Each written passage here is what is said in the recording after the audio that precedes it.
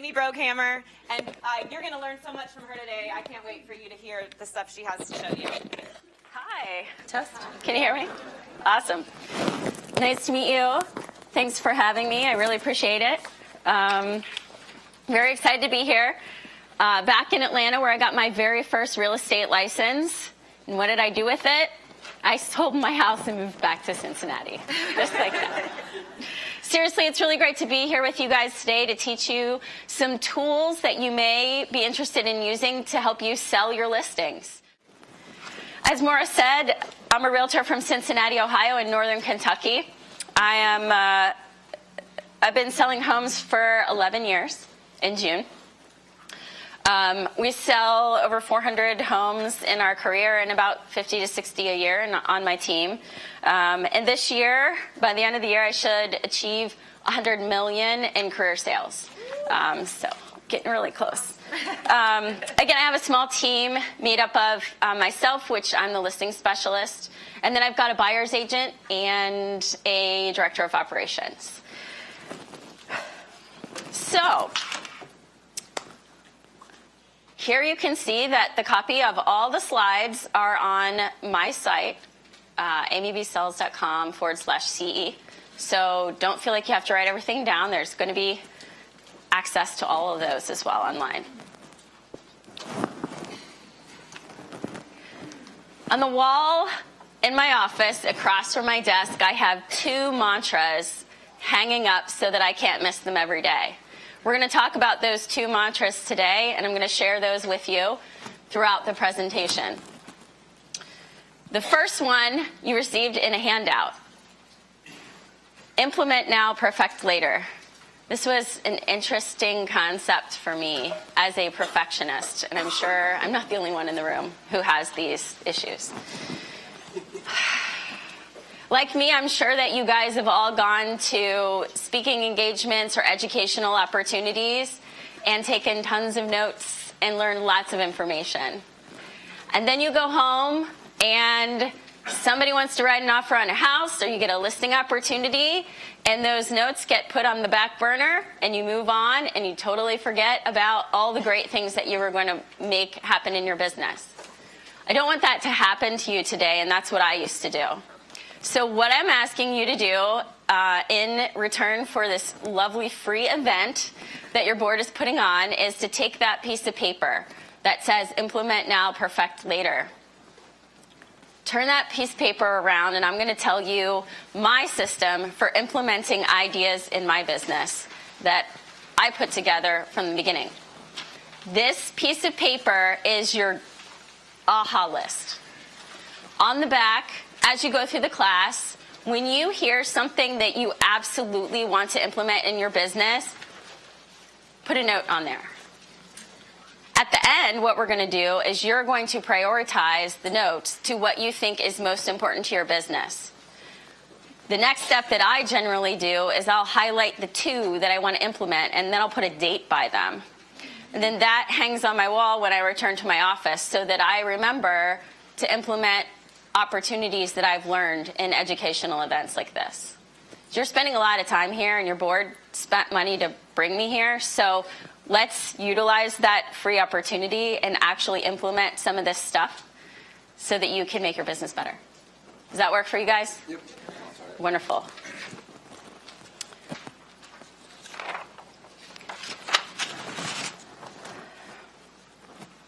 Has anyone ever taken a listing and not gotten paid at closing? Has anyone ever taken a listing and not sold it? That's rough. How'd that make you feel?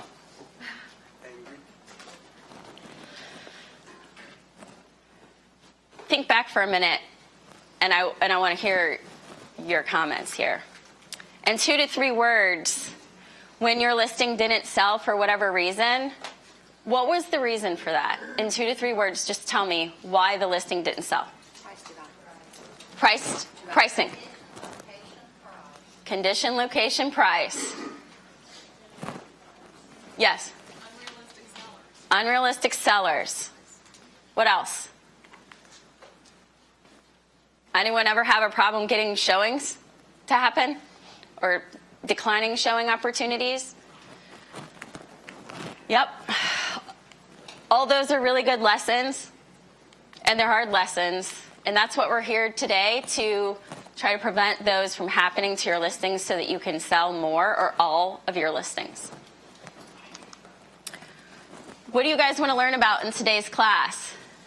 Who wants to learn about how to price a property for sale? Is anybody interested in learning how to prepare the property or stage the property for the market? Awesome. Anybody interested in understanding how to future pace your clients and really kind of control them a little bit? That's a hard thing to do. We'll give you some keys to that. What we're here today to do is help you understand and zero in on the meaning saleable. It's a real word. You can Google it. I didn't make it up.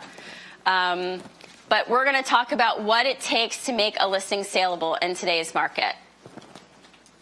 So I wanted to give you a little bit of background on how I came up to create this class.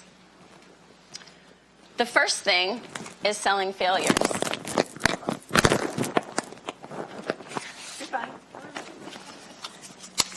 Selling failures were hard lessons to learn. Another rule I live by is only make a mistake once. If you make it the second time, it's your cost, essentially. So back in 2009, when I started to focus on listing properties only, I took a really hard look at all the listings that I had had that year that did not sell. And I evaluated why it happened and what I felt like I could do to improve. And I was doing a lot of learning back then. A lot of learning. The second bit of background or part of this process was the book Shift by Gary Keller. It was written in 2009. Let me tell you a story about the book Shift.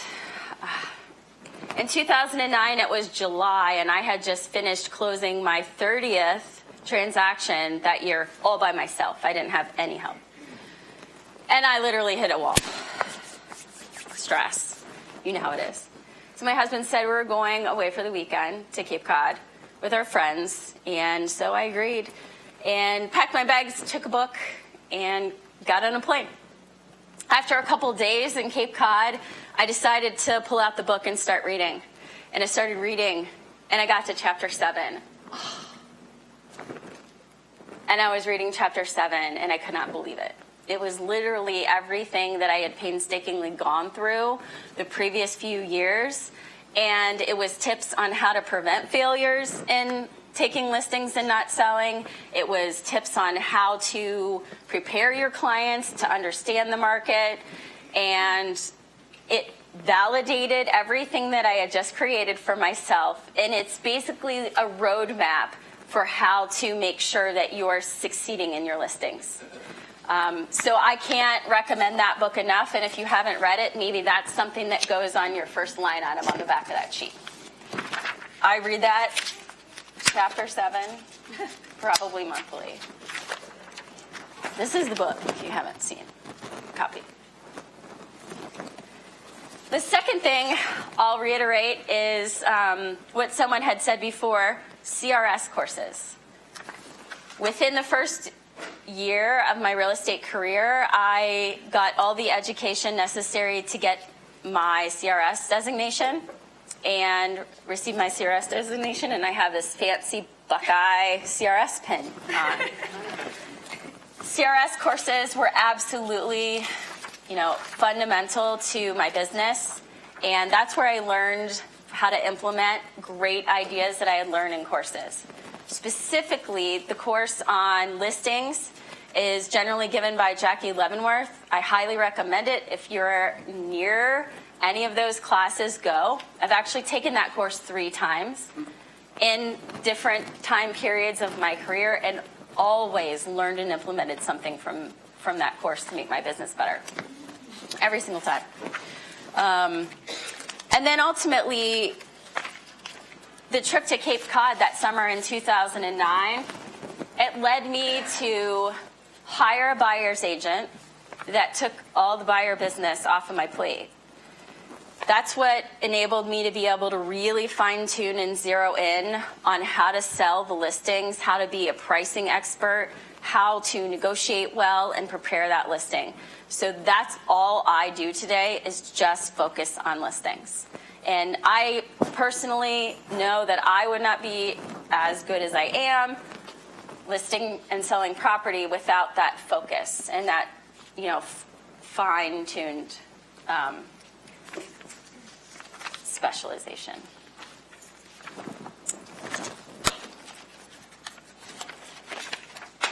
Okay.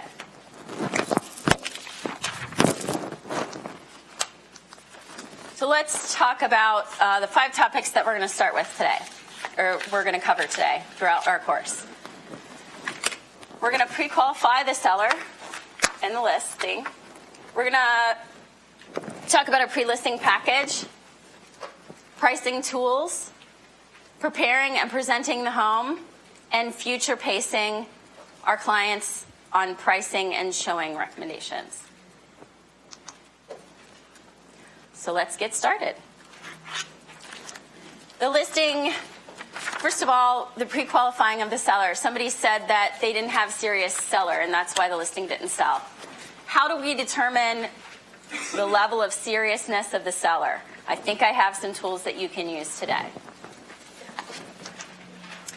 There are 2 things that make a listing saleable, if we're going to determine, or if we're going to define the word saleable. The 2 things are motivation and ability. You can't have one without the other and have a successful sale, unless you get really, really, really, really lucky. These 2 things are the most important ingredients in having a saleable listing. So let's look at that a little bit more. What I've provided prior to you guys coming in is a list of questions. So let's look at those questions. You may have already started looking at them. So what I'd like you guys to do is look at the person next to you. Team up, read through the questions really quickly. I'm going to give you about a minute. And do me a favor, and on the left-hand margin, identify if the question being asked is a question that focuses on understanding their motivation to sell or their ability to sell. Just put an M or an A in the margin there, and then we'll go through these and talk about them a little bit more and what we're looking for. So just take a minute to do that. All right, so let's start out. Tell me, where are you moving? What is the reason for your move?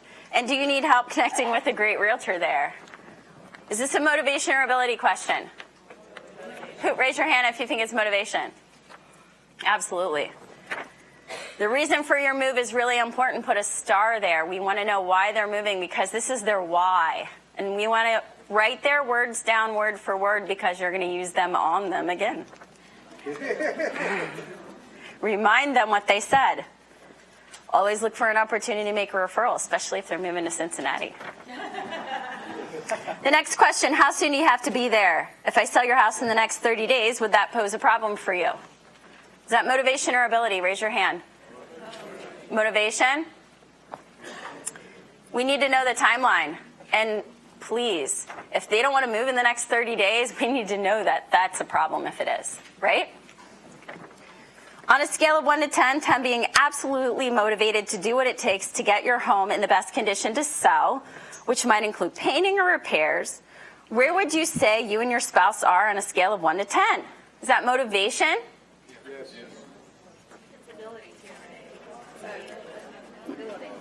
It can be a little bit of ability. What we want here is we want a number 6 or over. If it's lower than that, you want to dig in a little more, because we really need motivation to be there, you know. And then also, you might need to ask about their spouse. I usually do this as a phone call with just one of the parties, and this is the first step in my listing process. This questionnaire was developed in 2009 when I hired a coach to help me save time and be more efficient. What I found is that I was going to listing appointments 3 and 4 times before I would be able to sign the listing and truly understand the motivation and abilities of my clients. So I was looking for a way to kind of take that process and narrow it down a little bit and be more effective. So this questionnaire was created for that reason. It has evolved over time, but what I find is I literally will not talk to a listing lead without this paper in front of me and writing the answers down, and I will not go off script. I will not skip a question, because sure enough, if I skip a question, that's the exact question that I needed to know to make sure that this was saleable and marketable. So I would encourage you to read every word directly as it is written. That's what I do, just to make sure that it's being composed properly and you're getting the response that you're looking for. And or make it your own, or whatever you feel like is important. How would you rate the condition of your home on a scale of 1 to 10? What do you think would make it a 10? That second part is really important. Is this motivation or ability?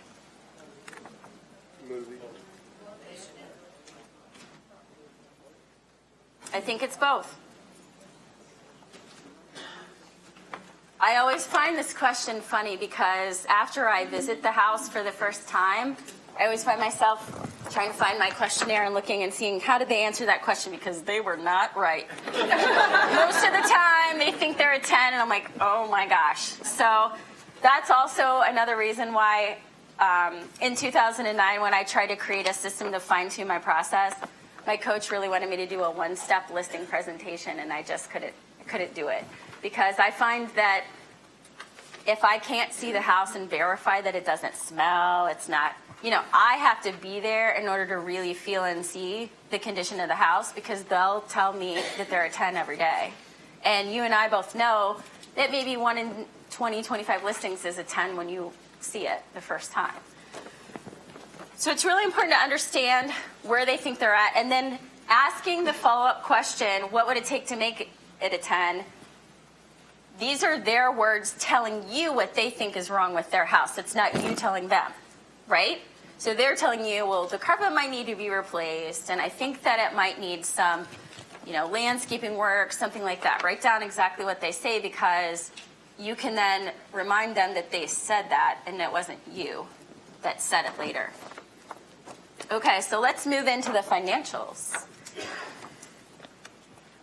When did you buy the home and what did you pay? That's just sort of a check question, just so you know, timing on that. I don't really have a motivation or ability for that. How much do you still owe on the home? Do you have any second mortgages, lines of credit, or equity loans? I say all 3 every single time, no matter what. Because people don't realize that they have a second mortgage and it's tied to the house unless you specifically say all those words, because everybody calls it something different. And are you current on your mortgage payments? That's something that I painfully had to add later. But again, when you're doing this, you have to ask everyone the same questions, no matter what, because we treat everybody the same. How about lanes? How about what? Lanes. Mechanics liens? Sure. Or an HOA lien. Great questions to ask. I don't think most people know if they have a lien on their house. Sorry. Loan modification. People don't know they've got those things. So, this might be something that you guys can customize your own list to add in things that impact your market locally, for sure. Is that an ability or a motivation question? Ability. You want to know actually the exact amount that they owe on their house, and most people will tell you what they think it is, and they'll always be wrong. Always. So I always tell them, you know what, I'm going to put together some numbers for you, and by the time we sit down and look at these numbers, you're going to want them to be as exact as possible. Trust me. So why don't you do this? I'm going to send you an email, and make a list and remind yourself to email me back what your loan balance is so that I have the right numbers when I'm showing them to you. And it's always different than what they say. So make sure you update your form. I find everyone has a price in mind that they feel their home is worth. What is yours? Realistically.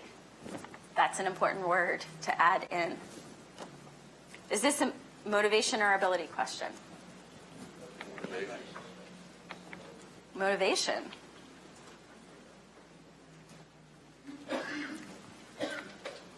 Also, I think it's ability. Also.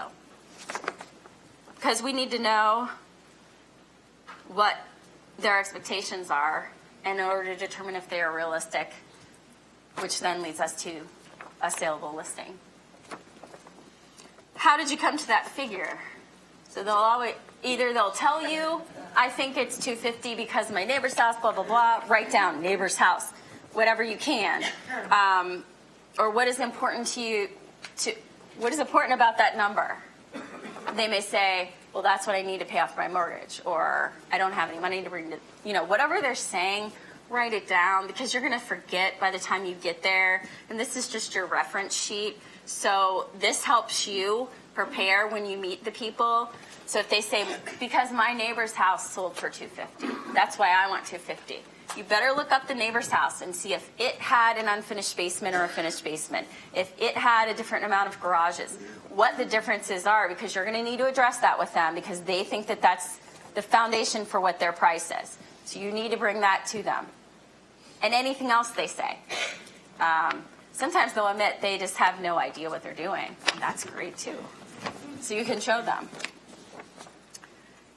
In looking at the entire picture of your real estate needs, how much cash do you have set aside that you're willing to put towards your real estate transaction? That includes selling the home and buying a home. And then get a number. Is this an ability or a motivation question? I think it's both. I think it's more ability. Because here's why. If they're close on what they owe and what it'll sell for, and they don't have any cash, they may not be able to buy if you sell their house, right? So this is really ability at the end of the day, I think. Unless they're okay with renting or being homeless, I assume. But you probably want to sell them a house, right? Hard questions. These are the questions that nobody wants to ask because you don't want to know the answer because it may not be the answer that you want to hear, okay? But if you don't ask them, you're going to kick yourself for not asking them when you're surprised or you find out later that they had other motivations or other plans or other ideas that you didn't know about in the beginning, and you've just spent 6 hours trying to get them to do what you think, okay? So it's way better to know this stuff in the beginning. That's why we're understanding their pricing situation, what their expectations are in the beginning. This is where you make the decision. Is this a saleable listing? Is this a realistic seller? Is this worth my time moving forward? Because your time is valuable. And I mean, how many hours does it take to go through the process of courting a listing lead and then getting the paperwork signed and getting the house presentable and then dealing with the showings and finally negotiating an offer and getting it under contract, only to find out at the end that they don't have the equity necessary to sell their house? That's silly. So we're doing this up front, and it's going to save you time and money. Hard questions. What would happen if the home didn't sell? Is this motivation or ability? I think it's both, for sure. What you want to understand is they'll really open up with this question and sort of tell you some heartful, I know that's not a word, but just things that come from their heart at this point, if they're frustrated or if it's a family need or financial need, you'll uncover that here, and that is kind of digging more into their why or their motivation. Sometimes they'll tell you about a hardship. Have you ever thought about selling the house yourself? God, nobody wants to ask that question, do they? No one does. But if you don't ask it, what's going to happen? You're going to be mad when you see that for sale by owner sign in the yard after you spent 8 to 10 hours discussing price and giving them all your comps, right? Find that out up front. And then, have you ever considered renting it? If you don't ask these questions separately, they'll answer the last item, rent, and then they won't address the for sale by owner. So ask about if they're considering renting it, and they may say immediately yes or no. Okay, moving on. If they say yes, then make sure that they understand, what that really means to them. And a lot of people haven't thought about it even. But you want to know if renting is something that they're seriously considering so that you're prepared for that when you meet with them for the first time. Do you plan on interviewing more than one agent for the job of selling your house? Who asks this question regularly when you're at a listing appointment or on a pre-qualification call? That's maybe 10% of you.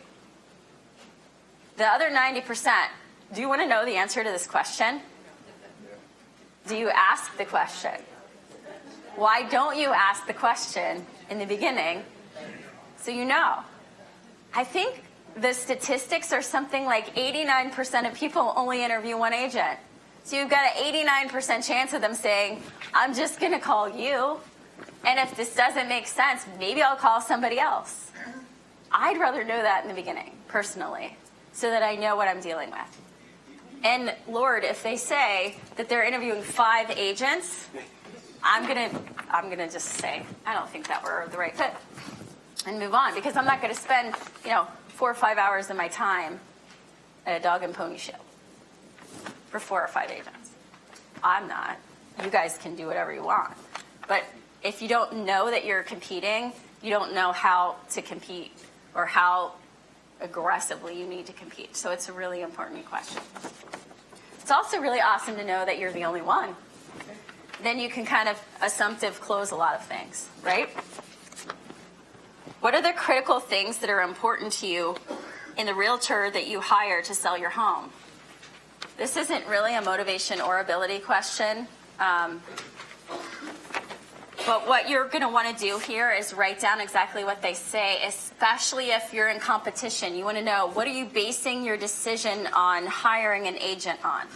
Is it on communication? Is it on understanding the market? Whatever they say here, we're going to make sure that this information is provided to them when we do our pre-listing package, which is our next topic. So write down what they say is important to them. Sometimes they won't know even things to say, so you can prompt them with ideas like, would it be important that your agent is a quick communicator? Do you think that that's a value? Is it important to you that they sell their homes at or near asking price? Give them some seeds to start to think about what is important to them when hiring an agent. Make sure that the seeds you're giving them are things you do well. It's probably a good idea too. The back. Part of my process is to educate the client early and often about what it's like to work with my team. And this just helps with efficiency and shortening the listing, presentation, and time period of the interview. So I make sure that they understand that I'm going to be sending over a series of 5 informative emails and videos over the next few days. Most of their critical needs and questions will be addressed in these emails. They're going to understand the marketing plan. They're going to understand what our expectations are in terms of staging and in terms of what stays in the home and what our track record is, how our listings are presented on the market. All of that stuff is happening before we go out. So they're already informed about our process. And we're not dealing with that at our listing presentation. You can certainly do that if you want to talk about marketing in your listing presentation, you can do that. I'd rather not have that discussion 35 times a year.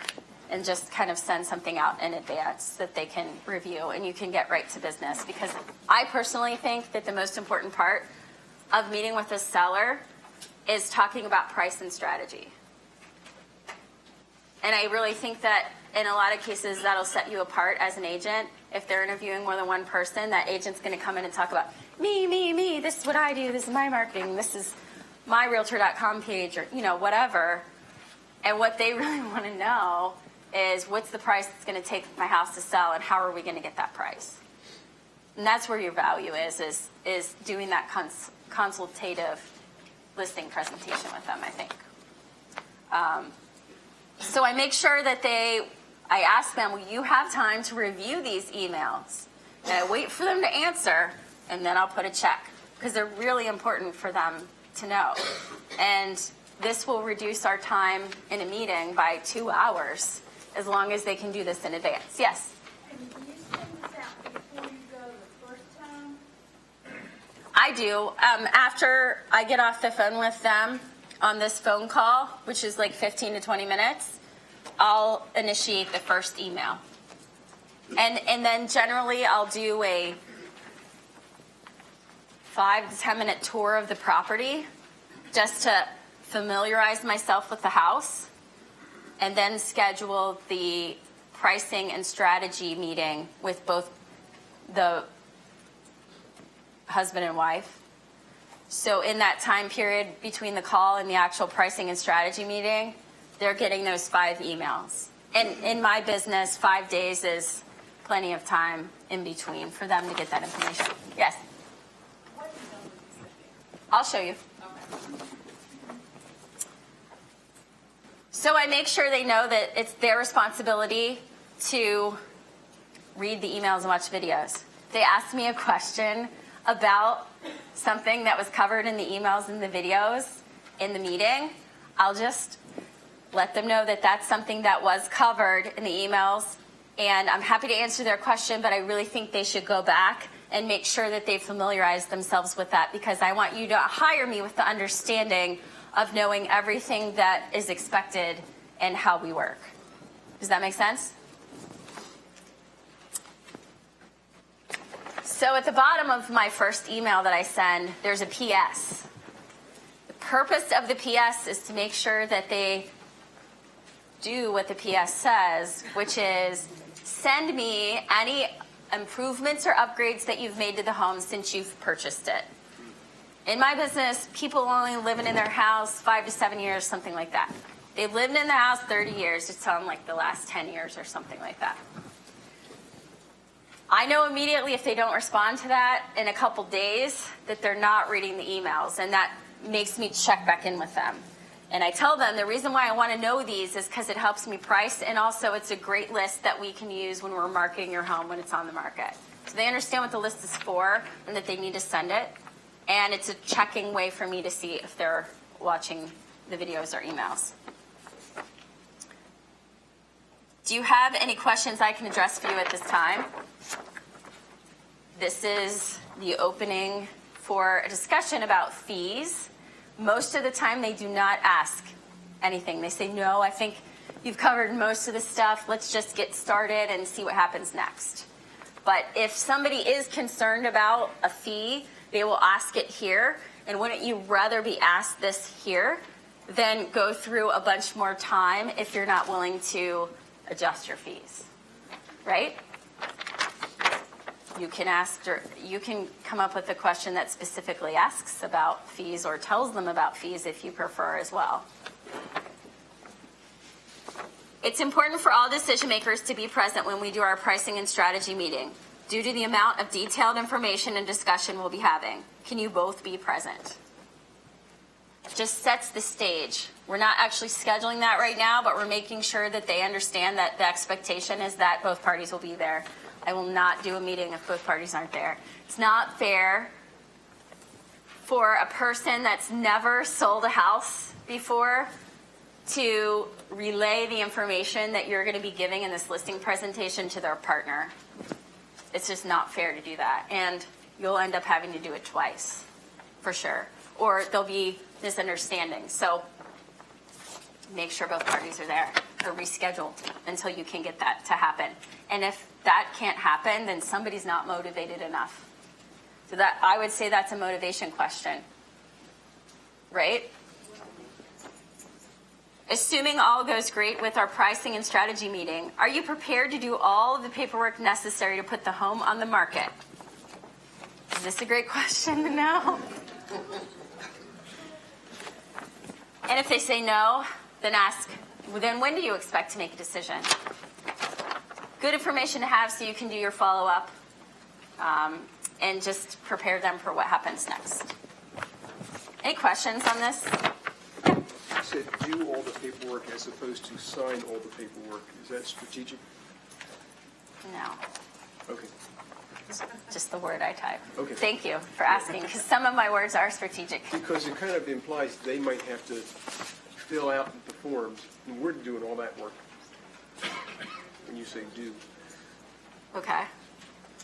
Most of the time I do an online listing signature, but I'll always have a paper listing with me just in case we need to get it signed right there. It's just a closing question, really, and assessing where they're at that point. Mm-hmm. When you get a call for someone who wants to talk to you about a listing, are you prepared to go through this right, that initial A listing lead opportunity? Yeah. I usually don't take calls on the fly. I wait till I'm in my office and I am focused and I have my paperwork with me as a professional. So I will definitely return a call or take a call and then let them know my process and say, let's schedule a time to talk tomorrow, 15 minutes. I can start at 8 a.m. What works for you? That kind of just sets the stage and prepares the client that you're serious about your business, that you have defined hours for your business, that you don't want to slight them at all by not doing things the right way or the way that you're, professionally trained to do them. So yeah, and I have a clipboard of these in my office that's always on the ready to fill out. Yes? I have a question that has always been a struggle for mine, is I tend to, it's always the woman that goes up, that has everything, she's always there, and the husband's usually traveling for business. Sure.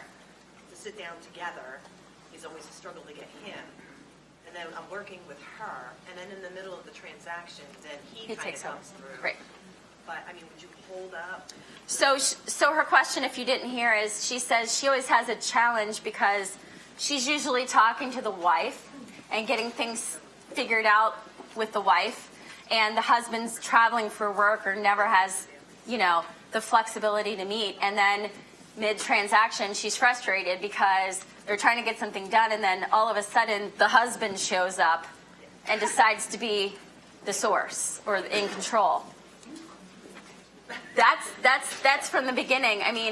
That's a frustrating thing, and that could cause a sale not to happen.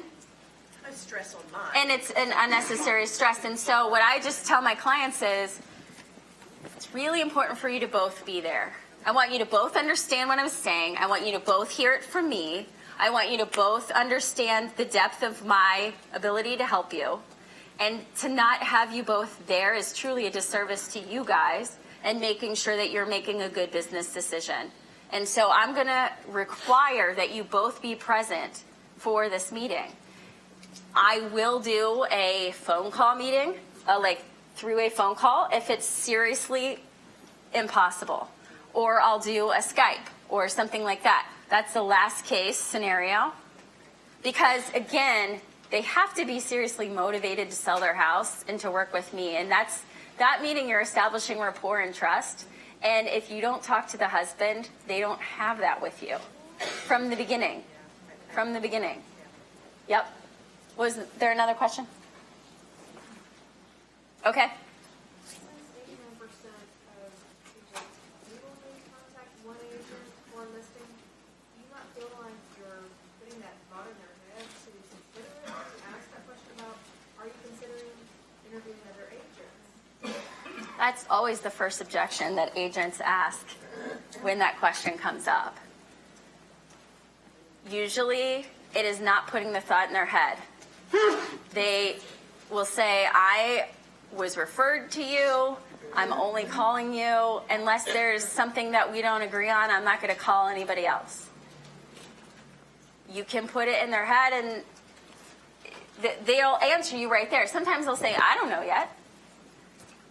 But if you take this process step by step and you show them the value that you're adding, they will not call people. I've had it before where somebody said yes, and I'm calling 2 other agents, and I say, great. And I show them so much value that they never end up calling those agents because they get so confident in that. But the point is to ask them for their honest feedback, and they're going to know when they talk to you if they are or not going to do that. It shows your confidence, too. Yeah. Yep. Shows your confidence. By the way, where the slides are shared with you, there's also, on that website, there's also an opportunity to tell me what you've learned today. So give me some feedback on what you thought was valuable about the class. And then there's a contact me submit button. So if you have specific questions that we don't get an opportunity to answer today because of our timeline, you can always send me an email and ask the question, and I'll get back to you on individual questions, okay? Just want you to know that that's a possibility. And then there was a question in the back, and then we're going to move on. What if you ask the question, are you thinking about selling yourself? And they say yes. I'm thinking about putting on Zillow or something like that. What's your response? So if they say that they're considering selling themselves, I say, tell me a little bit more about that. How long are you going to be doing that for? Right? Because, again, we know that most of those people will end up listing. So you're still positioning yourself, but you have the knowledge of what they're going to do in advance so that you're not surprised by it. And or you can possibly share with them or add value, ask them questions that they didn't realize they would need to know to be a for sale by owner, and sort of show your value so that they move to you a little bit quicker.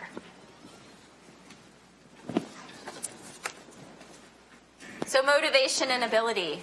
This document should be a 15 to 20 minute phone call that's going to literally tell you if they're realistic, if they have the ability to sell, and if they have the motivation to sell. You cannot have one or the other. You have to have both. And you need to know it from the beginning before you spend a bunch of time and money on a listing and then it doesn't sell. Does that make sense?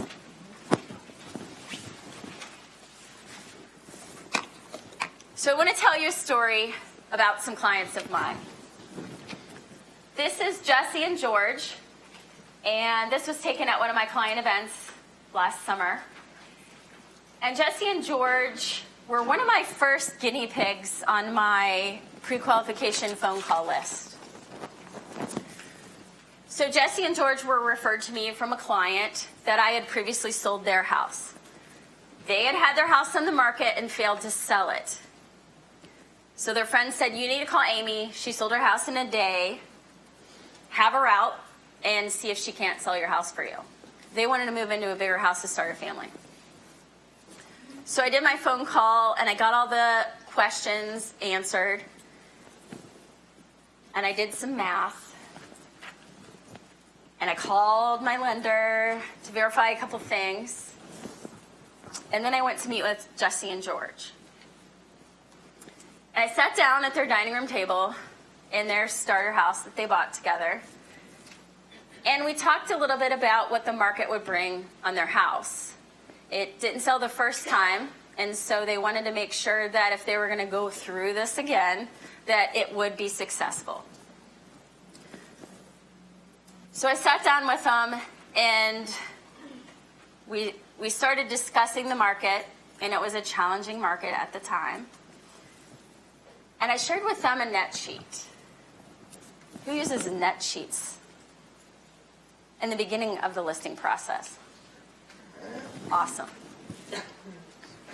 So I showed them a net sheet, and the net sheet had them breaking even on their sale. it was not unlike the same price or similar to the price that the previous agent had it listed at, in fact. That was not a bad price. So Jessie sat there, and I could see things going on in her head.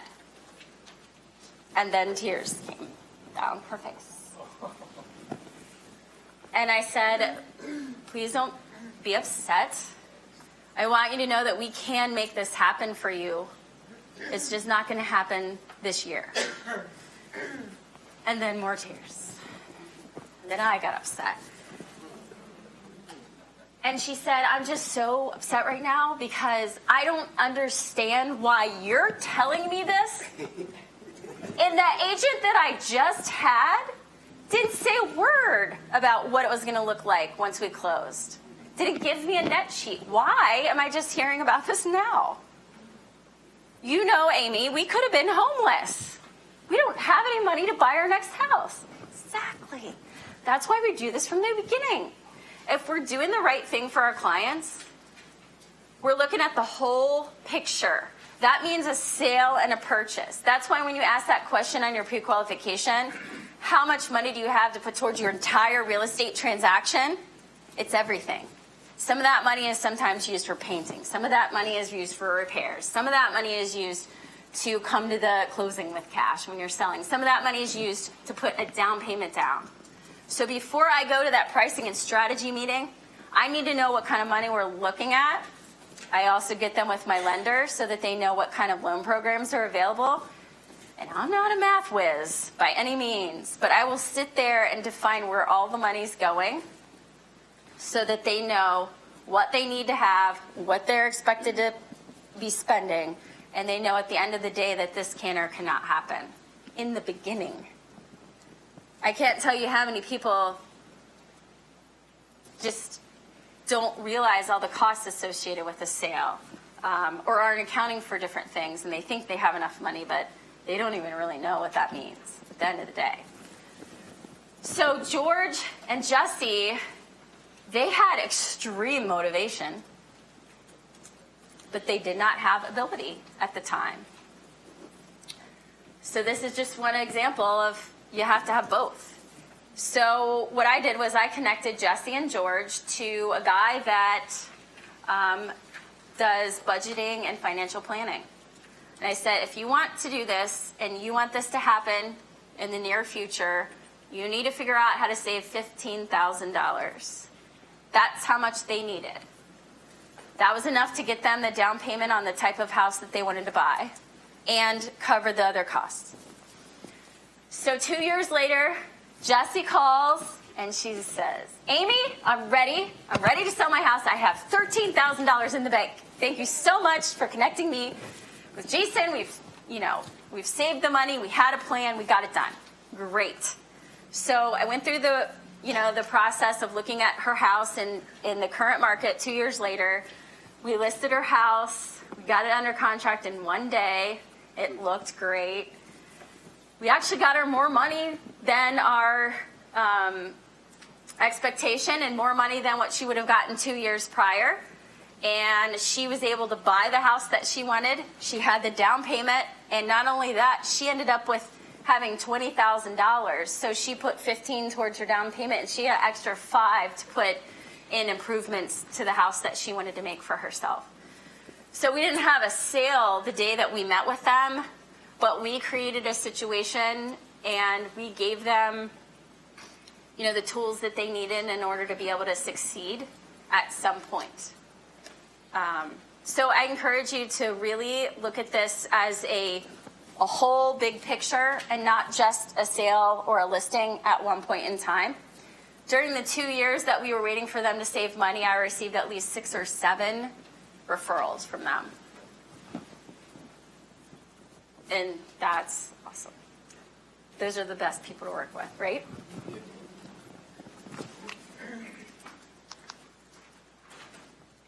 Moving on. Everybody ready to move on from here? Wonderful. Pre-listing package. Who in here has some type of a pre-listing package that they use? Raise your hand. Great. maybe 30% of you. Who's always wanted to do a pre-listing package and just hasn't implemented? Join the club. I think I have some good resources for you guys today. The first part about the pre-listing package that we need to understand is we need to know what sellers want from their realtor, right?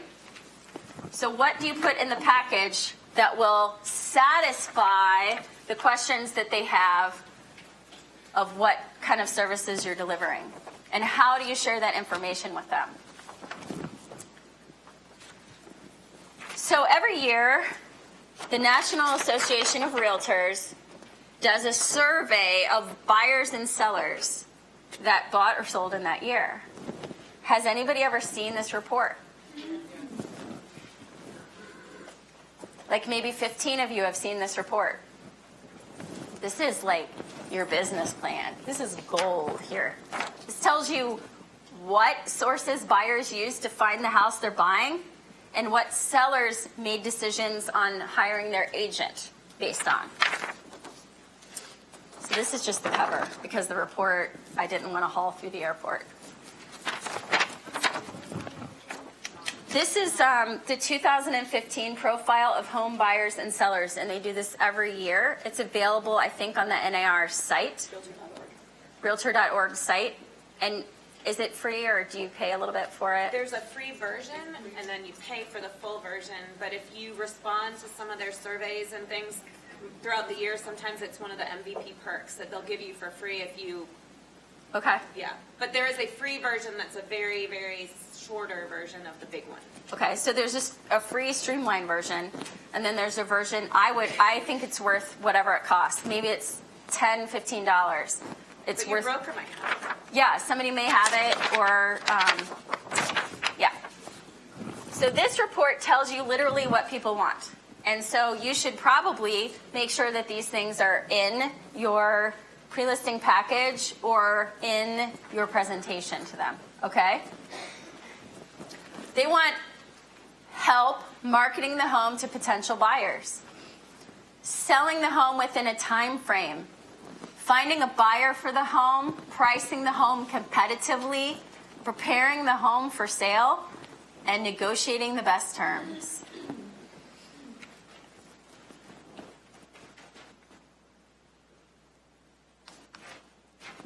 So let's look at some examples of some pre-listing packages.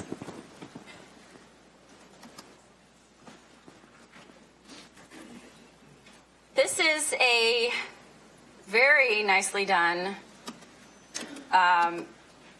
pre-listing book that's 72 pages.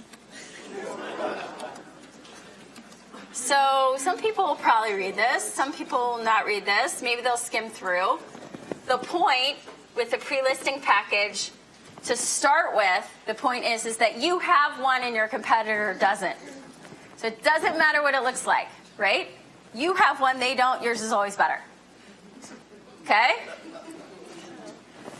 So just put something together at a minimum, and you have a head start on your competition.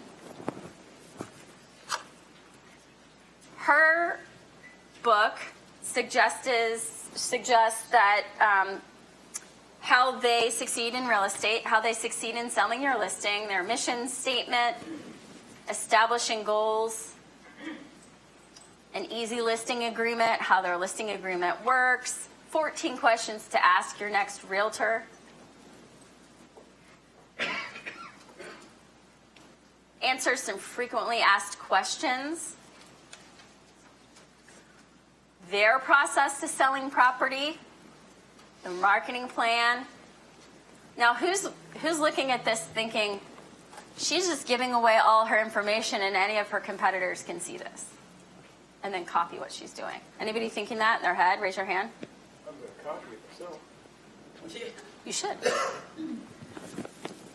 More than anything, this just establishes credibility in the eyes of your client, and it's professional, and it leads them to believe that you know what you're talking about, you've put thought into it, and you have a system that works. It talks about pricing, how to make sure you're priced well, What happens when you're overpriced? Again, a lot of the stuff is extremely lengthy. You may only need 2 or 3 things to be in your pre-listing package that are important to you or important to your client. When you ask them those questions, what critical things are you basing your decision to hire an agent on? Maybe you pull out a couple of things that meet their needs and give that to them on their pre-listing. What's really great about this is you guys have access to these slides.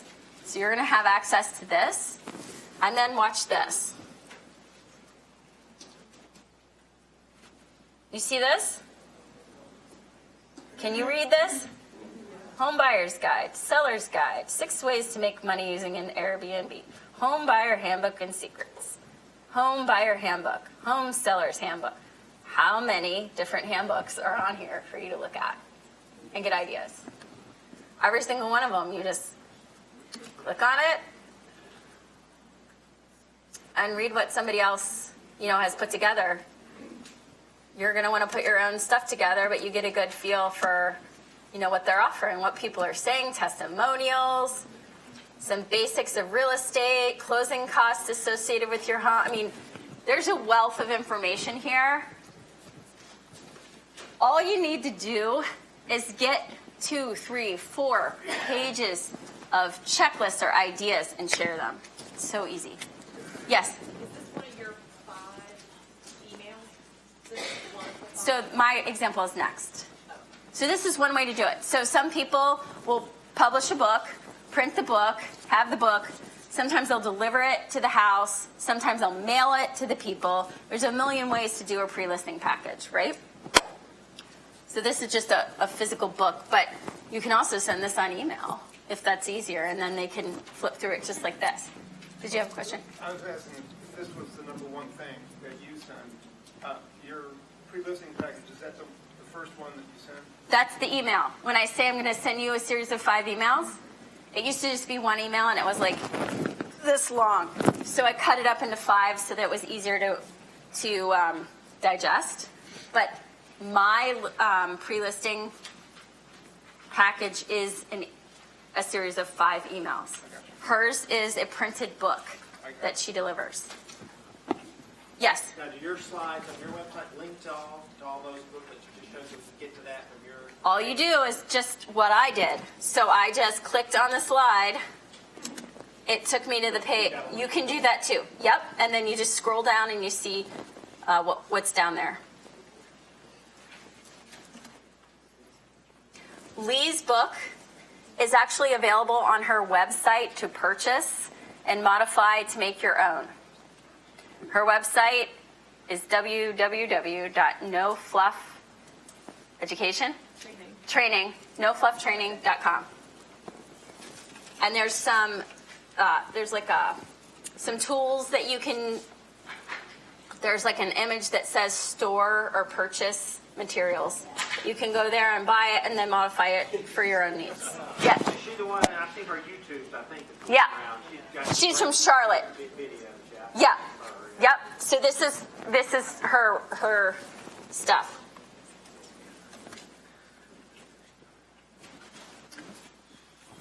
Ultimately, you got to do what makes sense for you. Don't add a step to your process that's cumbersome or time-consuming, or again, implement now, perfect later. I caught myself in this situation where I wanted to have a beautiful book like this, and I wanted it to be delivered to the front door with a bottle of wine and blah, blah, blah, blah, blah, blah.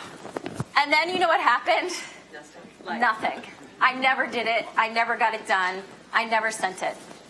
So I said, what can I do that I know I'll do it every time, that's easy for me to do, and will deliver the same thing? So, here's what I do. I send an email.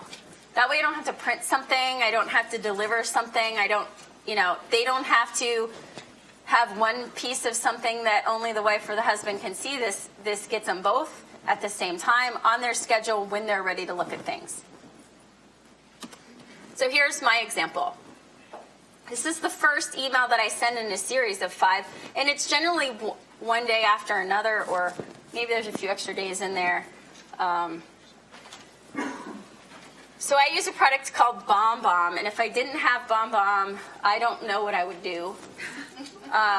The reason why I personally like it is because it allows me to show clients who have maybe never met me yet, or maybe I've spoken with the wife on the phone and not the husband, but I want to prep them both at the same time for our listing meeting, and they haven't spoken with me. They can see me be able to put sentences together. They can see that I have an office, that I appear to be professional and put together, and that I can give them quality information, right? So this goes out immediately following the phone call, and it is the first step of our 5-step pre-listing. I also really like it because it shows your passion, it shows your confidence immediately in a video. They also feel immediately familiar to you when you walk in the door the first time.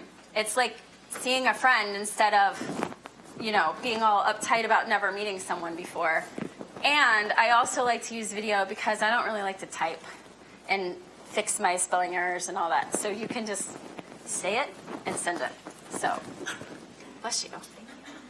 Down here, just so you can see, we say, why should you work with the Amy B. Sales team?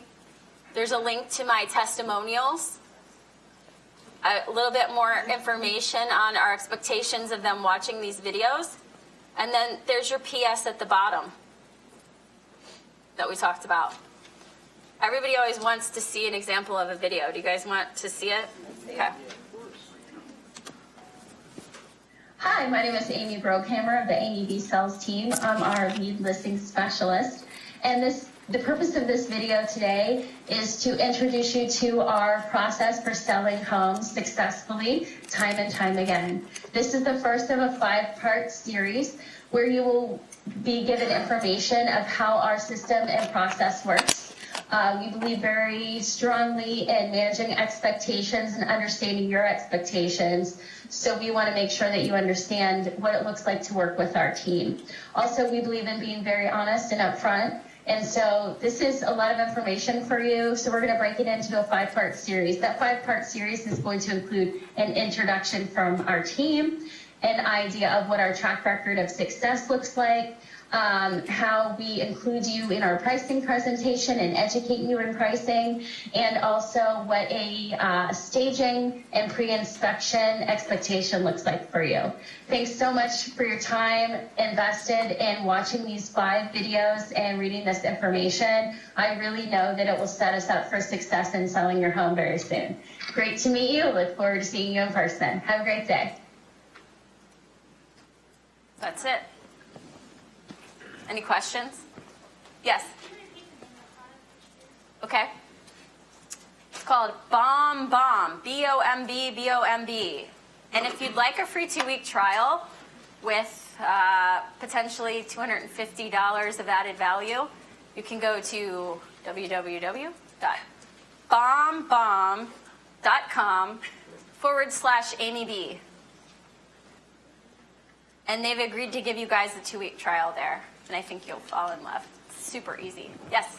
I just wanted to say something. I'm not very good at memorizing things. It looked like you kind of memorized what you were saying when you were recording the video. I use an app. It's a teleprompter app where you can type everything out and you read it off of the screen, but it looks as if you're looking into the camera. So for anybody that's not good at memorizing speeches, there's a free app that you can use. I use it on my iPhone, and it's called like Teleprompter or something like that. And you can read your script, and it looks like you're speaking to the camera. That's a good tip. Yeah, thank you. I used that in the beginning too, but what I found was I looked much more natural when I just literally said it out in my head. And I didn't memorize stuff. And I had notes. And it's okay if you have notes on videos too. Yeah, I like to look a certain way, I guess. And Yeah. It just works better for me that way, so I just thought I'd share it. So what's that app called? Teleprompter, let's see. I think it's just called Teleprompter. Teleprompter. Yeah. And you can set the speed and type it in and Yep. great. Can you repeat, Amy? Yes, it's can you write it up there? Yeah. It's just bombbomb.com/AmyB. Can she write, whatever she writes over there, can she write over here too? Yeah, I'll have her write it over here. No problem. Yes.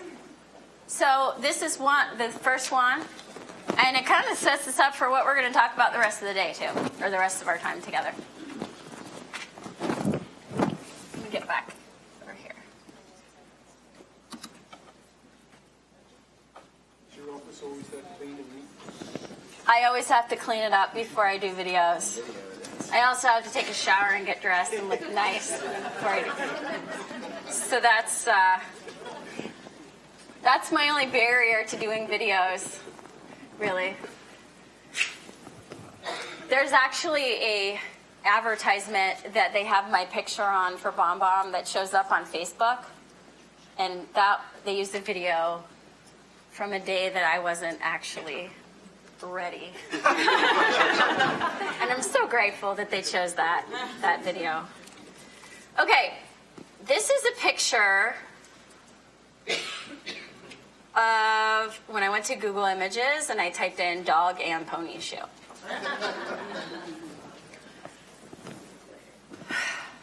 This isn't what I expected to see, but it kind of does give you a good idea of what I'm trying to suggest, which is don't make your listing presentations a circus. Don't go in there with a dog and pony show. Go in there and be a consultant. Tell them what they need to know to sell their house. Don't go in there and smoke and mirrors and this is my website and this is the marketing. And, marketing is important, but they can investigate that up front. Talk to them. Understand their why. Understand their motivation. Understand what their concerns are. Understand, what your opportunities are to help them get their homes sold. Share with them what pricing looks like. Share with them what the expectations are in the market. How long it's going to take to sell their house. How much are they going to net? What's that going to look like at the end of the day? What kind of offers are we going to be getting? All those things are consultative. And that's what they want to know. They want to know what their bottom line is going to be, how we're going to get this to work, what's the process, what if. These things, it's the more you involve them in your pricing and strategy meeting and they talk, the better. People like you, opposed to what I'm doing today, which is a lot of talking to you. People like you more when they talk.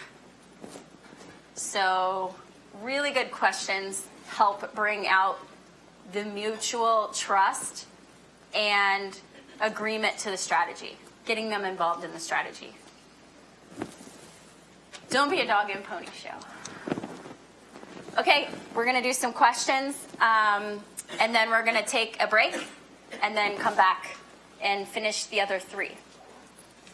Does anybody have any questions? You want to go straight to the break? All right, 15 minutes. It's all right. So here are the websites that we talked about. That first one is where the slides are, and on that site, you can get the slides.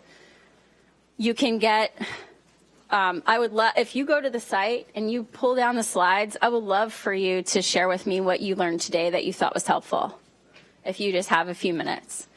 Under that is a contact Amy if you have any additional questions that weren't answered today, or you think about something in the future, or you're trying to implement something and you're getting stuck. Just shoot me an email. I'll do my best to get back to you as soon as possible and provide additional information. It might be on a video, though, because that's just easier than typing. The second one is bombbomb.com/AmyB. That's where you can get a free 2-week trial.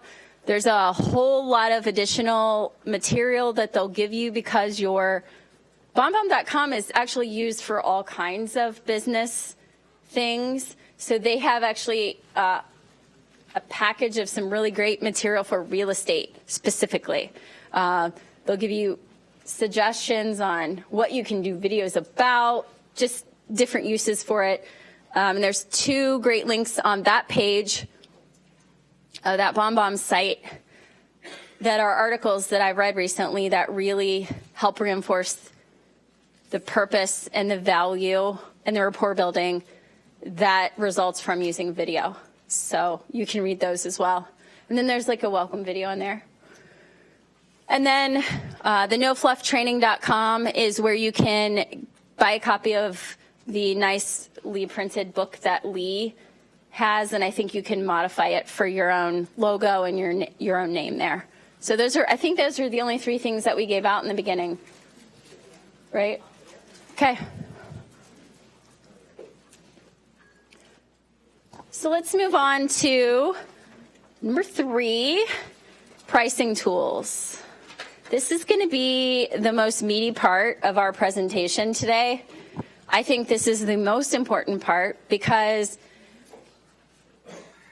if you talk to somebody that says that they've had their house in the market for 6 months or a year and it didn't sell, what's the first thing that comes to your mind? It wasn't priced right, probably.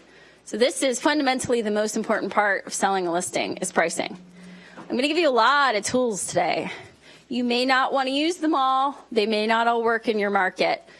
It's just opening your mind to different opportunities that you have to share this information with your clients. And again, all of these tools are things you can share with your clients. When you make them a part of the process, they buy into it more and are more dedicated and committed to it. And that's ability. You're creating and establishing and consistently building their ability and motivation so that they have a saleable listing. We've got 5 pricing tools that we're going to discuss, just so you know what's coming. We're going to talk about some stuff that you can do in the MLS, showing time, which I hear you guys have now, which is awesome. You're going to see exact examples, an appraisal tool, a net sheets tool, and some visuals that you can use, okay? MLS-focused research tools. This is the best tool I have. What we do in the beginning, once we hang up the phone from that original call, we send them the series of emails, the 5 emails. Then what we do, I like to go tour their house so that I can see and I have to be there in person and see and feel it. That's just what I have to do. I try to do that when they're at work and they let me in by myself on my own. That doesn't always happen, but then I can get in and out in 10 minutes and I don't have to make an appointment or schedule anything. So ideally, that's an option. If it's not, then you just make sure that you explain to them many times that you're only going to be there for 10 minutes to take notes, to understand what the property is, to put a name with a face, and then to be able to go back to your office and do some pricing work. I never, ever, ever, ever, ever give out a price, ever, without doing the work. It's a disservice to them and their home's value and any repairs or improvements that they've made to establish or add value. So I really explain to them that this is not a time that we're going to discuss price. I'm going to make sure that I have all the tools and you have all the tools so that you understand what we're going to do. Okay? So this next email comes a lot of times after I visited the house because it really helps me to do this after, but sometimes I'll do it before if I'm trying to save time. So it doesn't really matter when you do it, just after that first lead call to make sure that you want to spend the time to do this and before you actually meet with them for your pricing and strategy meeting in person, okay? Does that make sense to everybody? All right, so there's 2 emails that I send from the MLS. Hopefully this makes a lot of sense to you guys. One email is what has sold recently. The other email is what they will be competing with when they enter the market. Let's look at how we do that. The sold search tool. So sorry for all the words. And again, these slides are available online or you can take a picture. We have different MLSs, okay? So bear with me here. Fundamentally, what I do is I go into the MLS and I look for sold properties in the last 3 months because that's the most representative of the market today. As prices go up and down, we want to be as recent as possible with your sales. Then you want to narrow the results to homes that have, the solds need to be in the same, you have area codes. So if you have like a Marietta or something, then that's all one code, right? So you want to kind of keep it focused. Or if there's not a subdivision or a definite area, do you guys have a radius search that you can do? So like a 1 mile radius, or, so you want to get the solds really narrowed in, really narrowed in.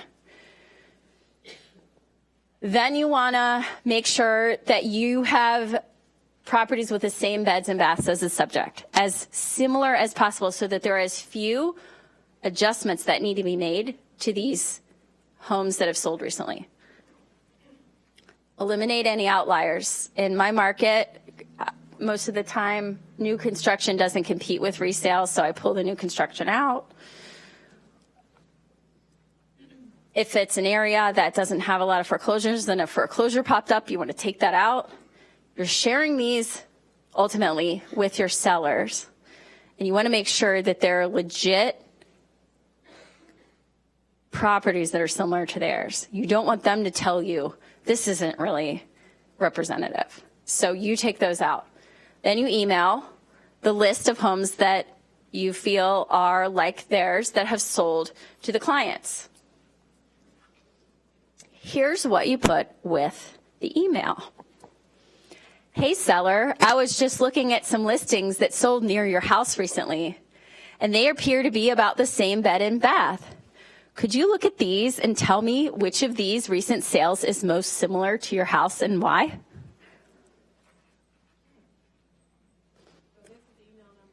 No, this is the first email. This is the sold email.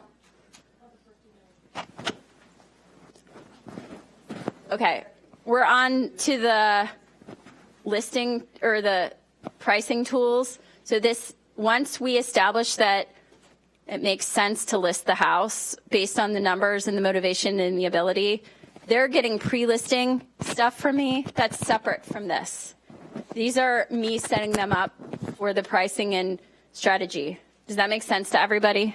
I'm so sorry. Thank you. So this is one of 2 emails that we're going to utilize as a pricing tool from the MLS, okay?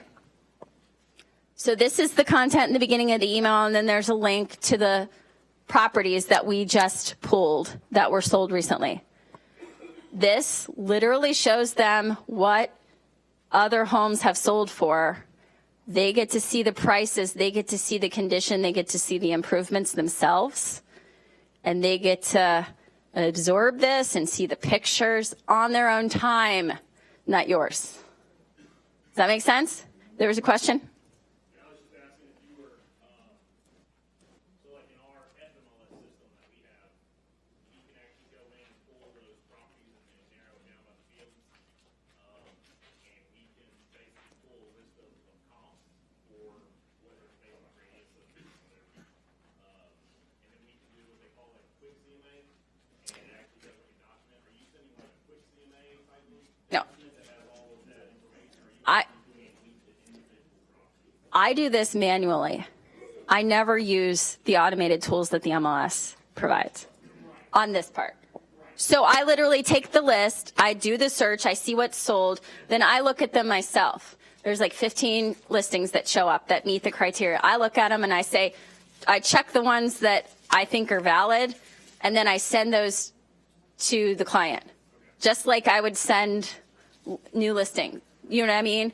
So they just scroll through and see the listings. Do you include pending on there? No, not pending, because we don't know what the price is when it's pending. Well, would you include pending in the competition? No. But sometimes if I feel like there's something that they need to see that's pending, I might send it in a third email. If it's their neighbor's house, or if they're in a subdivision and there's 3 other pendings there, they need to see that. I'll send it separately. But it doesn't really factor in until it's sold, because I don't have a factual sale price. So then we do an active search, and this is a little different. So on the sold, we want to be as similar as possible with as few modifications to the sold properties, okay? With this, we sort of want to kind of overwhelm them a little bit, okay? So if you think about working with the buyer and you think about the process of working with the buyer, don't they always have a few areas that they're considering in the beginning? And don't they always have a wider price range than they end up narrowing down to? So what we're trying to do is be realistic for the seller and say, we think that these are things that a buyer is going to see in their portal when they see your house. So I want you to see what that looks like, okay? So first, you're going to search active homes in the area or subdivision that you want to focus on.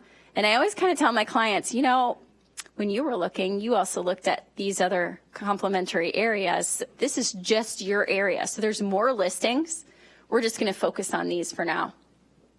Set a minimum bed and bath so that they can understand that if they have a 3-bedroom, 2-bath, you set the minimum, and they can see that buyers in this price range can get a 5-bed, 6-bath. Okay? So they see all of the homes that they would compete with. Again, do a wide price range. You know, maybe a $50,000 spread. Whatever you think is reasonable based on your client's price point. Eliminate outliers like we talked about, and then email the larger client list. So expectations on size here. For the first one, I would say don't send more than 10 listings on the sold, because then they get completely overwhelmed. On this one, 30, 40. Some markets there aren't very much, so you're going to be limited, but I wouldn't send more than 40, because then they'll probably start crying. So here's what the email looks like to the seller. Hey seller, I just did a quick search of your area to see what your house would be competing with when it enters the market. This is a similar list of homes to what buyers will see when they tour homes with their realtors. I'm curious, how do you think your home will compete with these in condition and value? And which of these do you think are your greatest competition? Would answers to this question help you prepare for your presentation to them?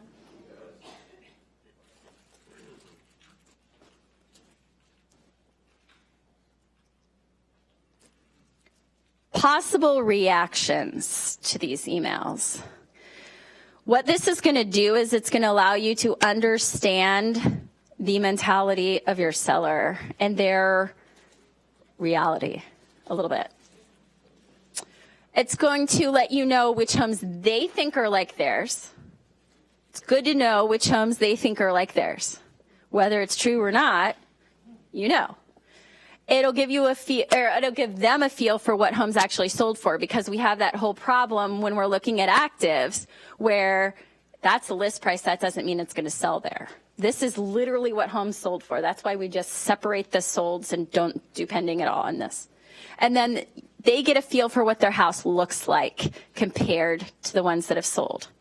My friend Jessie that I talked about in the beginning, what she got from this, she literally called me and she was like, thank you for sending those emails. The thing I got from this that was so vital for me right now is that I saw what my house needs to look like from these. And I saw what I don't want to put out there too, because some of them didn't look so good. So that was the most valuable thing for her, because I think we were probably on the same page with price. Responses to the emails. So we all know that different people respond or communicate in different ways. A lot of the ways that they respond to this, you'll be able to tell their personality. For example, I'm a high D, so I'm just going to probably bullet and really quickly say things in response to this. If you get long, verbose emails, then you know that they're an I. So you know kind of how to respond to them based on the way that they respond to you. And that's a whole nother class. I'm sorry I brought that up.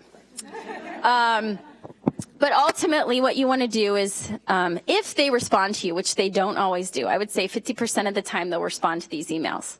But it's their responsibility to look at them before you sit down, because you're asking them to look at these so that you can get right to business when you meet. And they have an understanding of what you're going to discuss with them at that pricing meeting. So this is their homework that they need to do if they want to be a part of the decision and be educated. Absorb the entire email. I usually print it out and put it in my folder, and then thank them for taking the time to respond. Always thank them for taking the time to respond. Make notes on your comp sheets, the ones that you think are going to be significant in your pricing and you might lay out in front of them, I just usually note with a star or something which ones the client thinks is most like theirs. And if I agree with that, I agree with that. And if I don't, I'm going to write notes as to why it doesn't match up so that they understand you thought this home was most like yours, but you don't have a finished basement and this does. And they need to recognize that and realize that. If they don't respond to your emails, this is a motivation understanding here. They aren't good at email or communicating in general, or may not be as motivated to sell their house. If they're not going to take the time to look at these, then maybe they aren't as serious, okay? Just something to know or be prepared for. It could also mean that they will let you drive the ship and make all the decisions, which would be awesome. And I kind of take the assumptive close on that, if you will. If they don't respond, I'll say, I didn't get any emails from you about the, comparable listings. I'm assuming that you're looking to me to provide you with some direction here, or did you have some thoughts? Give them that opportunity because this is their time and it's an hour. So this is great homework for them.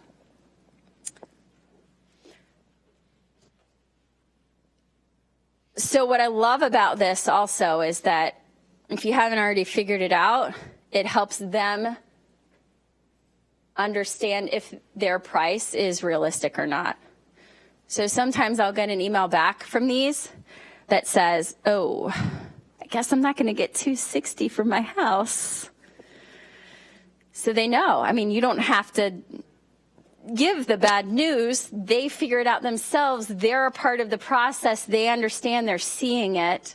You're not pulling a number out of the air and just telling them, you're showing them. And if they're really motivated and concerned, they'll take the time to look at this stuff. And if they don't take the time, I just continue to move on and tell them, well, maybe you should take some time tonight to look at these so that you're up to speed on our call today or our talk today. Any questions on those? So the next item that I like to pull is what I call the pulse report. We've had a lot of ups and downs in the market in the last 11 years that I've been in the market. And I also find that sellers recognize that there are years that things sold for more and years that things sold for less. So what we need to do is make sure they understand specifically what was happening along the time that they've owned the property. So this is an older couple that had owned the house for a very long time. So usually we don't have this much history. So I start my chart on the year that they bought the house. So that's why I ask that in my call. And I end it the end of the previous year of full data. And I basically just go into the MLS and I look at solds per year. So you set 1/1/2014 to 12/31/2014. Check sold and go to statistics. You have that? And then it just shows you how many homes sold in that year and what was the average price. And then I just started adding days on market just out of curiosity. No, I look at their area. The area. I'm sorry, I may have missed this, but so the difference, like on the number of sales, it's down 17% from the year they bought it? Yes, it's compared to the year they bought it. And it shows them all along what the trend was, up or down, up or down, up or down. So say the house is worth, in your mind, $250 and they want $275. Well, 5 years ago, you might have been able to sell for that. And that's where they set their base, but it's not that now. So they can see that, yes, 5 years ago they could have gotten that price, but now it's changed, okay? So this is just an example that I have, and you can see that in 1993, there were 781 sales, and in 2014, 642. This is the direct result of a lack of supply in our market, which is fine. It's okay. That drives the price up. and it's up 13.42%. Our listings in this community right now are selling at over asking and multiple offers every day. So there's just not enough inventory, so there's definitely going to be less showings here. Average day on market, 81. It's just a data point. So sometimes what I'll do here is I'll take the, not in this case because of the 30-year span, but if they bought it 7 years ago, I'll maybe just take the 250 that they bought it for, and I'll add the whatever percentage that it's gone up or down, and then show them what that would look like. That's not how we price a house. It's just one option of establishing value, one way to do it. And you can also use this chart or make a chart similar to this when you're in the middle of negotiating with a client or another buyer's agent, and you can show them your offer is actually not very good. We're seeing a lot of appreciation in this market. Let me show you this report to establish that value and to bring that value up. That makes sense. So that's the MLS tools that are quick and easy to use for anyone very easily every day. Yes? That's right.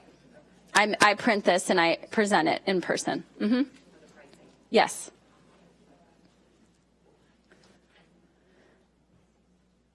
So everybody has showing time now, which is awesome because we're all on the same page. Any showing service will work too. Yes. Is that the FMLS offers it or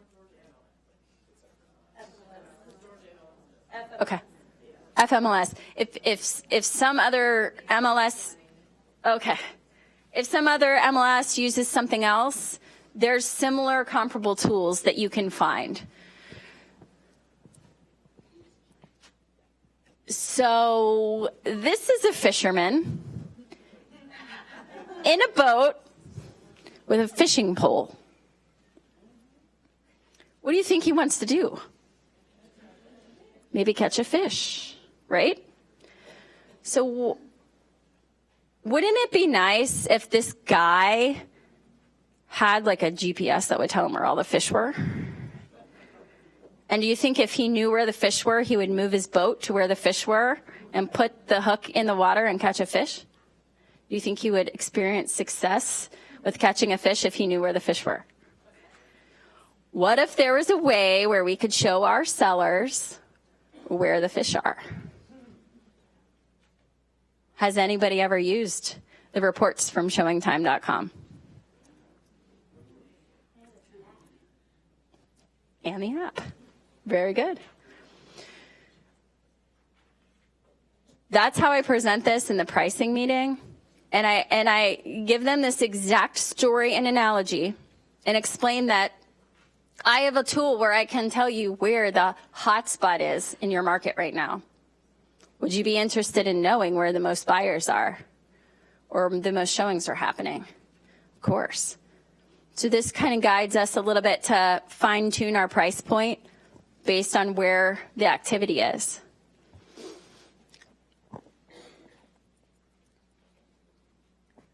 This is the script. It's available on the site. It's provided here for your convenience, but we're not going to go through it. It's what I just said. Market report showing time tool. Here's how you pull it. You ready? When you go to reports, there's a toolbar on the left, reports. Then when you open reports, you go almost down to the bottom and it says market report. That's what you want to click. And it allows you to put in some criteria. And what you want to do there is you want to pull price range in $5,000 increments, as long as it's, under $500,000 or something. And don't make your price range too wide. You want to be kind of zeroed in. You want to find the hot spot that combines for 50% or more of showing tours in that area. That could be a couple price points grouped together. It could be one price point entirely. But you want to find the hot spot. This is going to be it, and you can do it based, I think that you can only do it based on zip code in showing time. So you put the zip code in, you put the price range in, you sort by $5,000 increments and market-wide data. Because if your MLS is using this to schedule showings, you're going to have anybody that's allowing the showings to be scheduled on showingtime.com, you're going to get that data. You're not getting 100% of the data. You're getting the people that are using the tools data, okay? Does that make sense? So it's a representative amount of data. This is a way to show your sellers where the fish are, and it's also a great tool to use when you're looking for a price adjustment or to define where that price adjustment needs to be. Here's the report from a listing that I pulled, and what I did, you can see the criteria in the upper. So I always do a 30-day showing because I want to know what's happening most recently, price range, and to be fair, this is 150 to 200 price range in this community. The average price is in the lower end of this, so closer to 150. So that makes sense that the showings are happening there because there's not a lot of listings in the higher price range also. Increments of 5,000 so that you can see more breakout. And so this is just very visual, and you can obviously see here the visual of where the most activity is right here. And then when you look at this bottom chart, that's just another way to see it, and you can see that in this second grouping, 37% and 35% of all the showings are happening between this 155 and 164.9 range. So that's your hot spot. Well, what that means to you, you decide. If you want to share that, you decide. It's a tool. It's a tool that most agents don't use. And I feel like it's a very helpful tool to show your buyers where the activity is.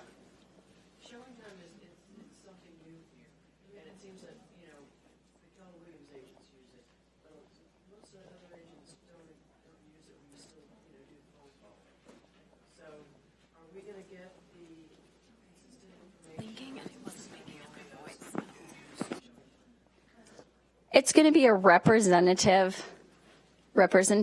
It's going to be a sample, okay? But it's still going to guide you to your hotspot, whether everybody uses it or not. But you're using it MLS-wide.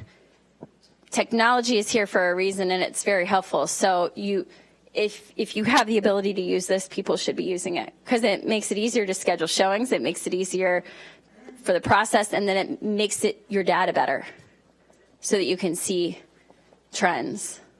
Yes? Also, too, if you're the listing agent and you make this your own option, if you have a buyer and you're not on showing time and you want to see my property, you have to get showing time. Just download the app to put in there to schedule the show. Does that make sense?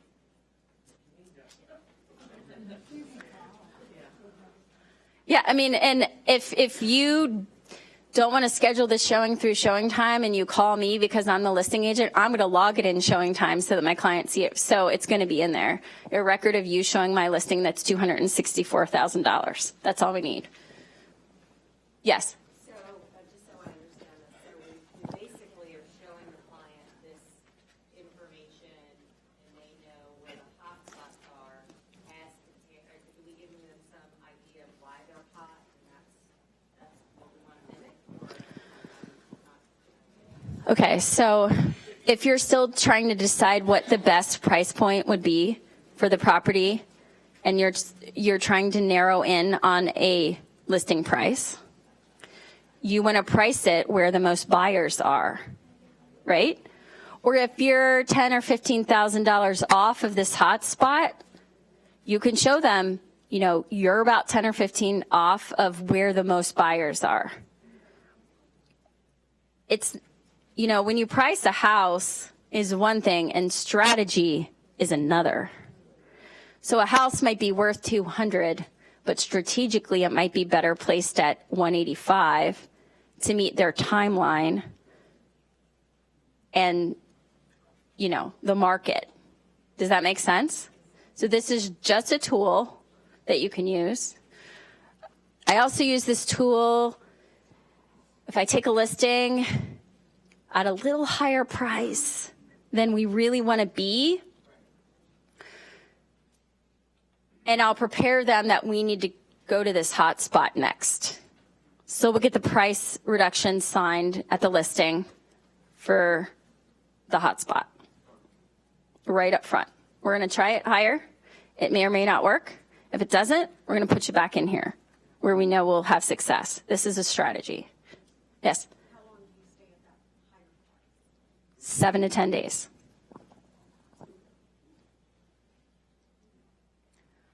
Moving on, the appraisal tool. Again, just a tool, something you can use if you need it. Has anybody ever tried to price a house and not had enough comps to really validate, or felt short on comps? I mean, especially when we had a difficult market and there weren't any sales. That's so frustrating. So I'm just really honest with my clients when I get in this situation. Sometimes you have a strange house that just doesn't compare to any other house, and you're having a challenge. And I'll say, you know, well, I do this all the time. I'm having a challenge with your house. And a lot of times they'll tell me that in my first phone call. It's just a unique house. It's going to be hard to compare. And so once I get into it, I'll say, you know, there's not enough sales for me to passionately believe in a price that you need to sell your house. So I would like to suggest that we have a third-party appraiser come in and give his opinion of value on your home. You'll pay for it, and I will credit you at the closing. Almost every time they say yes. Because I say to them, I don't want to leave money on the table for you, and at the same time, I don't want to harm you by pricing it too high that you're going to fail to sell or net less in the end, okay? This is also a really good tool to use when you are thinking 250 and they are thinking 300, and there's no reasoning with them. And you explain to them that we're going to bring in an appraiser. The appraiser is somebody that works for the banks on a regular basis. So they're going to know exactly how they're going to appraise it to what a buyer will be able to get a loan for. So we need to know that before we list your house, because the last thing we want to do is price it at 300 and find out that the appraisal is going to come in at 275 and we've just wasted all that time. Okay? And probably fail to sell the house to that person as a result. When I do this because we don't agree, I prepare them that, and whatever the appraisal comes in at, that doesn't mean that's where we're going to price the house. This is a tool, and we're going to put a strategy behind where they come back with. But we're going to have all the comps that they used. We're going to see what the adjustments look like. And you know what? We can use this to market the property if it works in our favor. And if it doesn't, we put it in a drawer. This is not something you have to disclose, okay? It's just information to help you set the price.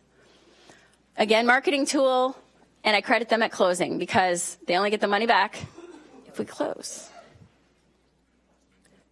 I've had it happen before where somebody didn't like the appraisal. And then we couldn't come to an agreement on a price because they had this unreasonable opinion of the price. So they got to keep their appraisal.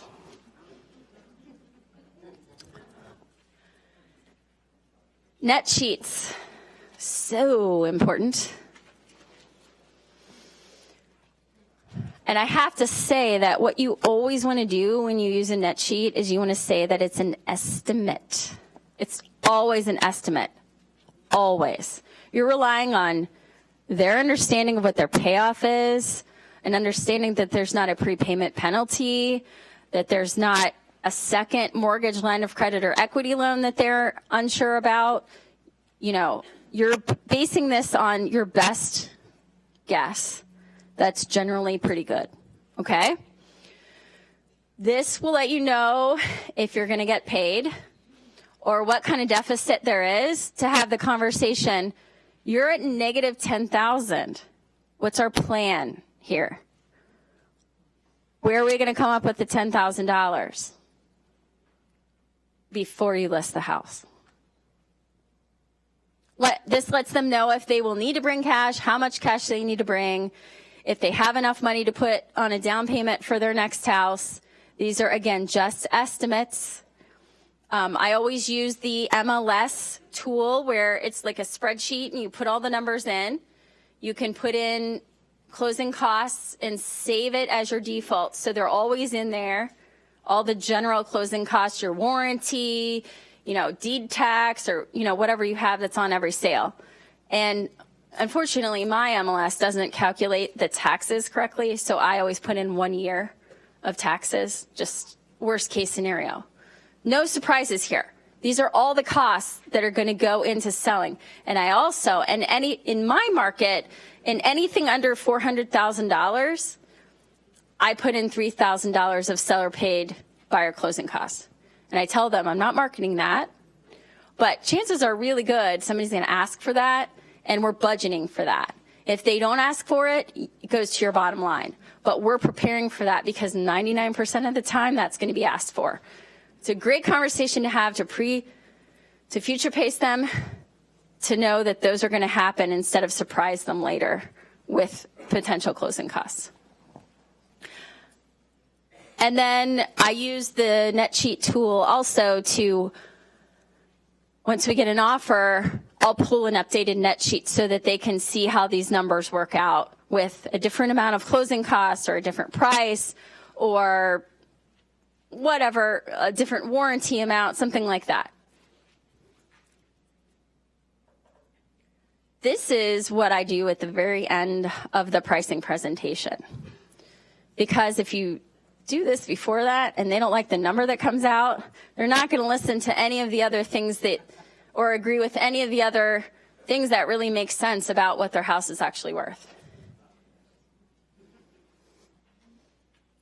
This is what our net sheet looks like from our MLS, and it says information has not been verified, subject to change. This is just an estimate. You have to have those disclaimers because you do not want to get caught having a wrong number and being short $2,000, and then that's going to come out of your commission or something like that. That's not good. I have a miscellaneous field of $400. That's just a cushion in case we don't know who the title company is or what their fees are in the beginning of the process. So that's just kind of a cushion. But I always try to sell this to my clients as a worst case scenario. And a lot of times I'll pull a couple of these. If I know that we're getting close to bringing money, I'll figure out where the number is for their break even. I'll figure out where their number is for best case scenario and worst case scenario so that they know, is there potential for them to need to bring money to closing? So they're well informed about the potential situation at closing before we even list the house. Has anybody ever got to a couple days before closing and their clients looked at the settlement statement and didn't realize that they needed to bring money? It's not a good time. It is not. So, sometimes that house doesn't sell. It doesn't close. And you've done all that work and you're not going to get paid. Also, what used to happen back in the days where we had much more difficult market is that would just come out of your commission. Yes? If it's the opposite case where they have no loan, it's an expensive house, they're financially secure, do you still put as much focus on this? I still show it to them because I'm a professional and I do the same thing for every client. And there are also fees on here that they're going to have to pay whether they have cash or not. And I want to make sure that this is presented to them because if something comes up later, I'll say, well, this was on the net sheet that I gave you when we first sat down. So I even do it for people that own it outright. There's still taxes due at closing, things like that they have to pay for.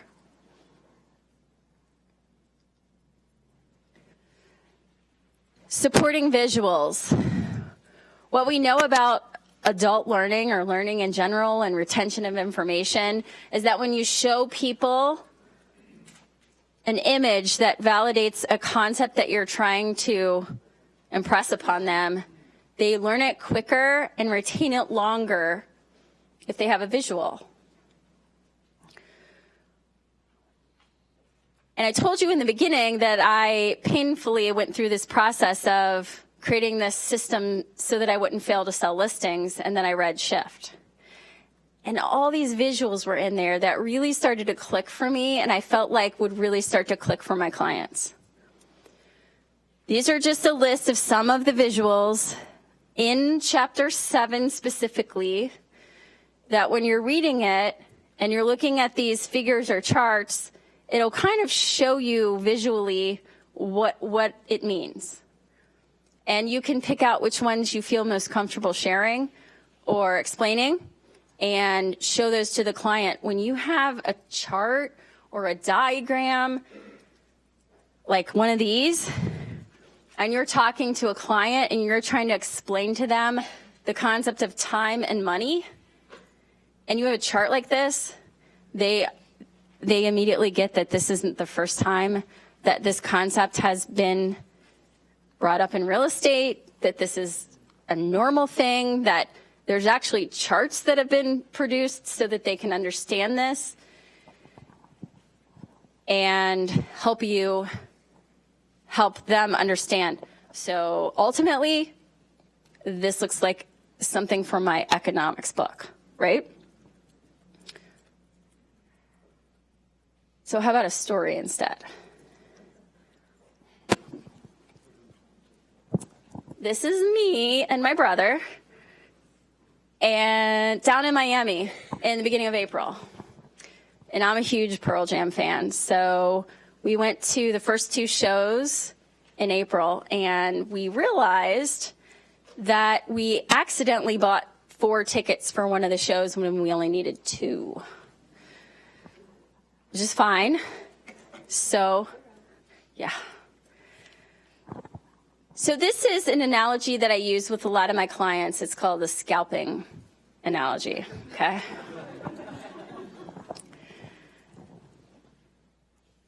My brother and I went to this show.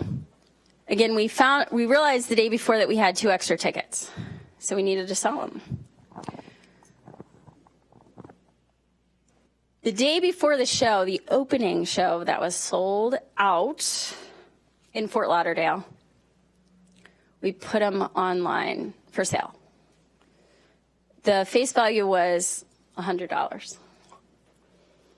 What do you think we listed those tickets for the day that we put them on the site to sell them the day before the show? So more than face value, would you agree? More than face value. My brother's a little uptight. So after about 3 hours of checking his phone to see if we had any bites, he says, it's not selling. I don't want to have these tickets. I don't want to have $200 worth of tickets in my hand when the show starts. I said, well, this is what I do for a living. Adjust your price. Don't wait too long, because those people are going to go buy something else in the next 3 hours. So he adjusted the price a little bit. It was still over face value. And in a few hours, we got the tickets sold before the show. So we got more than asking for or more than list face value for the tickets. And we got so much money for them that we got to go for free the day before the show. Now, what would have happened if we didn't adjust our price and we got to within a couple hours of the show? Is somebody going to really show up at a show without tickets a couple hours before? Yep. So if the show were to start and we still had the tickets in our hands, what's happening to the value of the tickets?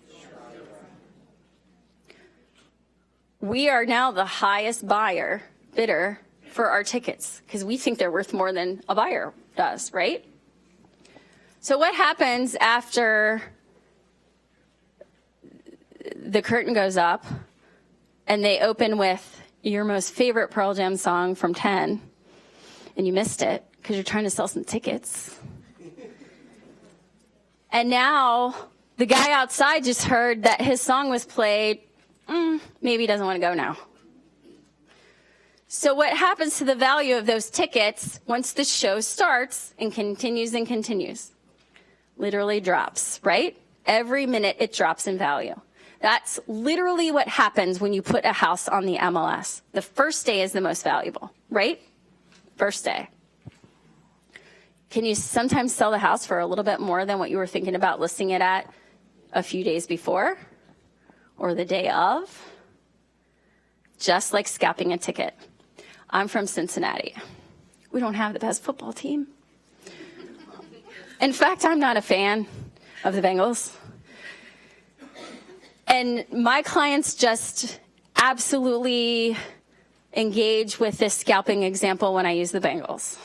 And I say, if you were going to buy tickets to a Bengals game, which are outrageously priced to begin with, and you haven't bought them yet after the kickoff, and inevitably the opposing team immediately scores 2 touchdowns within the first 5 minutes, which happens all the time. 5 minutes in, you've lost all the value of your ticket. Somebody's not going to want to go to that game, or they're going to give you $10 for them. And I think the tickets cost like over $100 a piece. So I'm a Peyton Manning fan. So this is just a great analogy. You ask your client, who's ever bought tickets from a scalper? Who's ever had to buy tickets from a scalper? Who's ever scalped tickets before? I'm a UK graduate, so a lot of that goes on around our basketball games. So I'm very, very versed in the scalping game. But they get it. It clicks. When you explain time and money in this way to them, it's a great example. The next thing I want to ask you guys,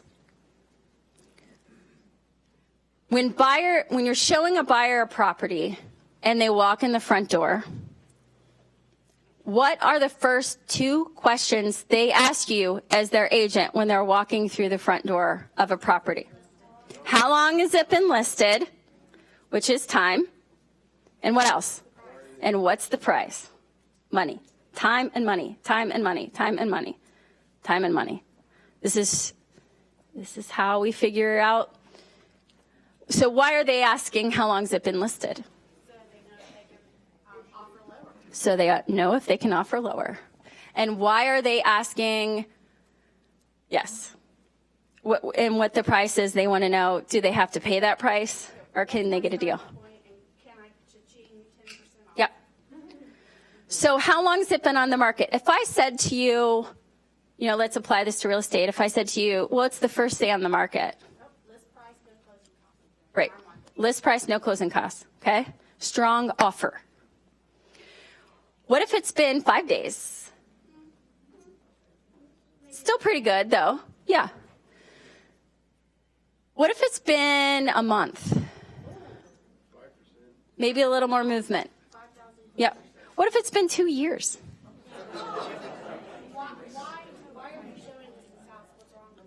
Right. There's a stigmatism or something wrong with it at that point. So I tell my sellers, these are the 2 questions that every buyer asks when they walk in the door. You're going to do the same thing when you go to buy. Here's why. They want to know if it's been on the market for too long, they're going to offer you less. If it's only been on the market for a few days, they understand that if they're serious about buying this, they better make a good offer. This is why we recommend taking that price adjustment in 7 to 10 days. Okay? If you don't have the traffic or the offer that you need in the first 7 to 10 days, and the reason why I say 7 to 10 days is we always want to take an adjustment in price on a weekday. So that's the range there. If you don't have that, we need to adjust the price because I want time to be on your side so that you can net the most money for your house. And then I explain to them the first 2 questions that buyers ask when they walk in, and I ask them why they think they ask those questions and what they want the buyer's agent to say to the buyer about the time. Does that make sense to you guys? It's kind of a way to get them involved in the process and to get them to understand it fundamentally and pretty basically. Time and money. That's what it's about. Yes? How was your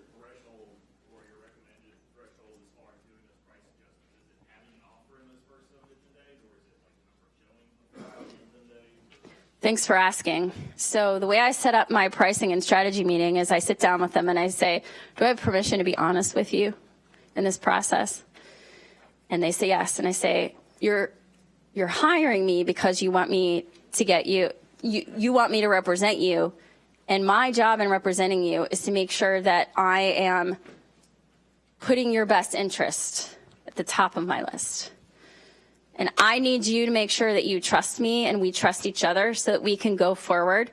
And sometimes it's going to be uncomfortable. But I need you to know that I am doing this for your best interest and to get you the most money, ultimately. So I'm going to need you to trust that I have the experience, and I need you to hire me because I have the experience that you think it takes to properly counsel you to sell this house. So I need you to let me make that decision. And it's going to be based on if we do or do not have offers. It's going to be based on how many showings we do or do not have. If we have 30 showings in 7 days and no offers, that's a problem. If we have 5 offers, $50,000 below asking price, that tells you something. So I ask them to allow me the ability to guide them. And I try to get that negotiated before we list the property with an immediate price reduction plan. Does that answer your question? Can you ask your question again? Okay. It's getting there? Yeah, I mean, if you have, houses on the market for 10 days, you've had 10 showings, 1 a day, 2 a day, 20 showings, you don't necessarily have an offer, you get above the price being too high. In general, if you don't have an offer, the price is too high. And then you can look into the feedback a little bit and see if there's anything that you can adjust. And if they say, house seemed too small, well, that's the price, right? So you got to kind of read the feedback and then translate it to your client and let them know, this feedback is telling me that we're priced too high because for this price, they're expecting a bigger house and they're saying it's smaller than they thought. So you just have to kind of finesse that a little bit. Okay. Yes. All right. What if you have a seller that you told and proved to them that they should be priced at a certain price, and they completely ignore you and want it $10,000 more? Obviously, you have to do it with the client. You don't have to take a listing. Right. So I take the listing. Okay. Next month, what do we get? An offer right where I said we should be. They refuse it. You don't have a realistic seller. Okay, so that's what I'm getting at. So 2 months later, another offer lower than that. They refuse it. I am now at 5 months with 90 showings. Seriously. Here's what you do. You resign in the beginning. You say, I can't help you. I can't help you. What's the words? I can't meet your expectations. I'm going to let you choose another agent that you feel like can. They weren't motivated in the beginning. They weren't motivated. That's why we asked those questions. Right. So you don't get there if you do it right from the beginning and you ask the questions. But I can tell you that I've done that, and I've gotten to the point where they're not taking an offer and being realistic, and I'll just say, you know what? My professional opinion is that this is an appropriate offer. And if you're not willing to work through this offer, I'm going to have to resign because I don't think I can meet your expectations. And you know what? Half the time, they straighten up. And half the time, you get the weight off your back and you move on to better clients that believe in you and trust you and listen to your recommendations. Does that make sense? I mean, it's hard. You got to just cut the bait sometimes and move on. And it does. It really does. Half the time, they're like, whoa, she's not doing what I'm telling her to do. Maybe I'll listen. Maybe she knows what she's talking about. You got to stand up for yourself. If you know what you're talking about, just continue to put it in their face with data and facts and tools. Any other questions? Yes? What's your opinion of taking a ridiculously overpriced listing just to get your sign in the yard where a lot of people I don't do that because the longer my sign's in the yard, the more embarrassed I am. I never take an overpriced listing. I'll admit that I don't take probably enough risk in taking my listings, but I also really don't like to waste my time or my team's time, and I don't like to let people down. So I'd rather let them down when we discuss pricing and I say I can't meet those expectations in the beginning than 6 months later and they're talking negative things about me to their friends because I could have told them this was going to happen. It's just better to not take it and just decline the opportunity, I think. I don't think that signs get me business. I think that service and results get me business. Anything else? I don't know what's next. Let's see. What other pricing tools do you guys use that you think are valuable that we should bring up and discuss? Or what's worked for you outside of these? Anybody have any suggestions? Yes? Can I do the opposite and bring up a tool that doesn't work? Sure. Sure. Zillow says my home is worth. That's the best tool there is.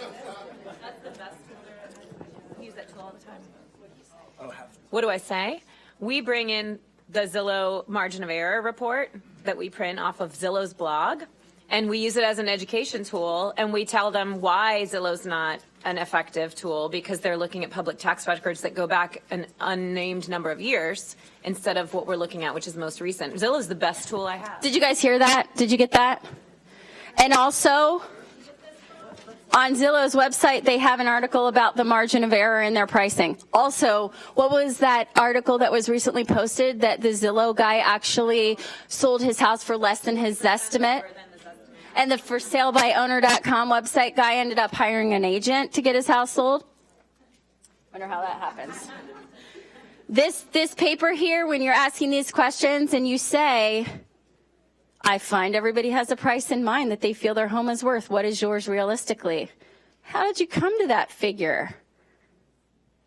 Zillow? Well, there you go. Send them the article right away. Overcome that. I also sometimes on my Pulse report, there's a lot of white space on there. And if I feel like it's appropriate, I'll go into the tax records and I'll write down what I think it's called the auto value or something. I'll write down what that is. I'll look at Zillow. I'll write down what that is just so that they can see that this is what a buyer is going to see online of what the prices are. I don't care what they are. I don't care if they're higher. I don't care if they're lower. They're not actually assessing the value like we're going to do in our process. Is there another question? Or another pricing tool suggestion? RPR.com, that's a great point. I meant to bring that up. Newer agents in my office are using RPR. They've got a great website. And FMLS does not communicate or cooperate with RPR. So if you're unhappy about that and you pay a lot of money to FMLS, you should probably call them and ask them why they won't communicate and cooperate with RPR. In Atlanta, we have two Right. MLSs. So Georgia MLS. Georgia MLS has RPR. But so many listings aren't in Georgia. Yeah. So you get the neighborhood reports and the school reports and things, but you don't get the full. If you haven't seen the RPR report, it's pretty comprehensive and impressive. If all you do is go in there and print that thing out and you either email or send it to your client, it's very nice. And you can edit it and make adjustments on that too, and it helps a lot. Yes? I have one problem with the NAR RPR. Yeah? It's still very much based Yes. on macroeconomic Yes. data, just like Zestimate. Yes. So the whole point of automated value opportunities are to kind of create a conversation or to start a conversation. But your value to people or consumers is actually using your experience and skills to give them a real life understanding of what their home is worth based on improvements, location, and how the home is presented. So it's kind of just a quick and easy report that looks good, but you can adjust the value of the RPR report to what you think it should. Yes. Are there any good tools for making adjustments? So I don't use the RPR tool, but I understand that that is a great tool to make adjustments. And it really is starting to study appraisals. You know, if you've got some buyers that have closed recently, ask them if they would mind sharing their appraisal with you, and start looking at appraisals and seeing how appraisers are comparing and what adjustments they're making for basements and bedrooms, so that you can just understand what that looks like and what they're adjusting for and how much. Yes. Okay. So for those in here that utilize the cloud CMA, it actually has an appraisal tool inside that allows you to make adjustments. So anything that's considered inferior, you would adjust it up. Anything that's considered superior, you would adjust it down. But it's very similar to the, and I don't want to say it's different, right? It's way More basic. Yes, very basic. But like for appraisers, the majority of the market uses all of those. Yeah. And so we go in and we can actually, put these numbers in, and it's a big Excel spreadsheet that makes all the adjustments for us. So the cloud CMA has that tool in it. And if you can get your hands on other appraisals, it will give you market figures for what adjustments are. So like, an appraiser may adjust a basement, $30,000 for the house across the street that's the exact same floor plan that doesn't have the basement versus the one that does. So you know Sure. what the value is, you just put that in there. So that's but it's only through the cloud CMA. Unfortunately, it's not in, and that's through FMLS. So cloud CMA through FMLS is another way to adjust the pricing. Okay, great. We got to move on, guys. Can you email me through the MLS? Okay, we got to move on because we don't have much time left, and we've got some more tools. That's where we're going. So we're going to prepare the home for sale, and how are we going to do this? What tools are we going to give our clients to make sure that it looks great so that there's no objections when the buyers come? We're going to do staging. I include a staging consultation with every single listing I do because I always believe that you never get a second chance to make a good first impression. And I think everybody needs to do staging. And staging is just having a consultation, somebody coming in, telling them, move this here, declutter this, paint this wall, working within what they've got. It just makes the pictures look better. It makes the flow look better. It helps people, buyers. Staging helps showcase the home to a wider range of buyers. And you need to make sure that you kind of have an idea in your head of who the buyer is for this property. If it's a young family, you want to make sure the colors are updated for their needs. You want to make sure that the microwave, there's all the things that a young family would want.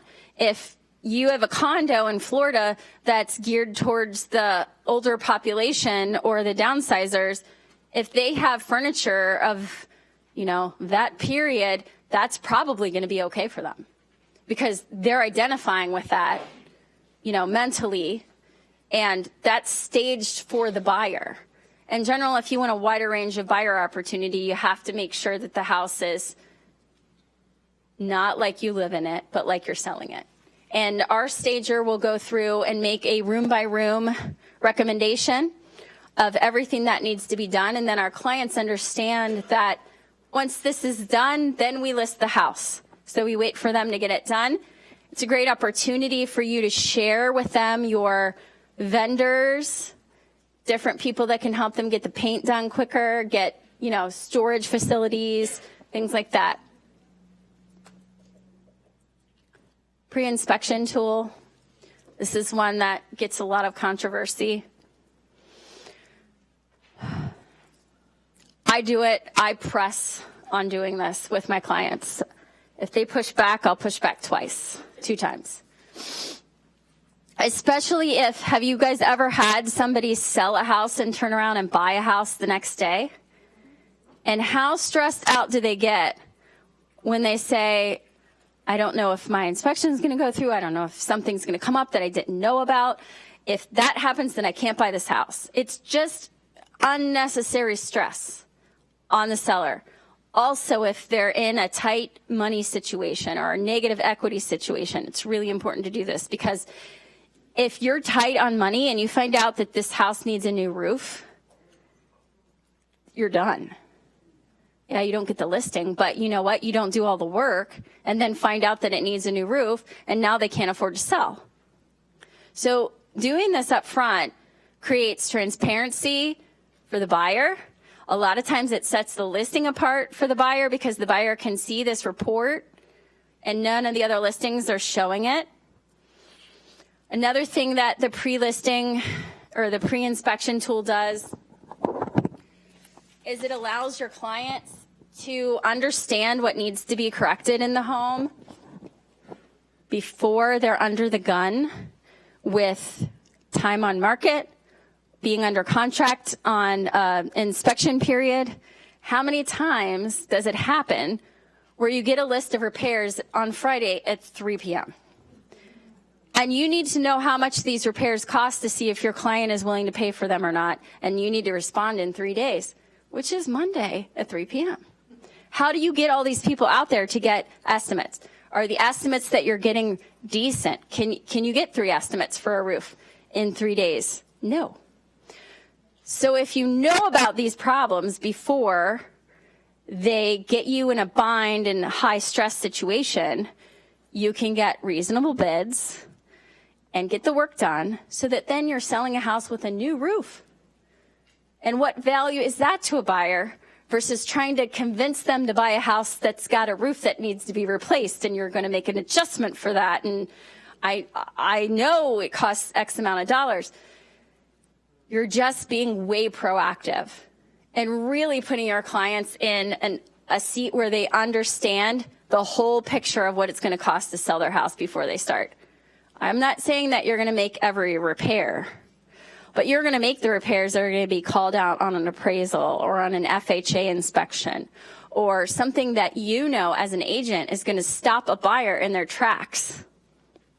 I have a listing right now that I have painfully put under contract for the 4th time.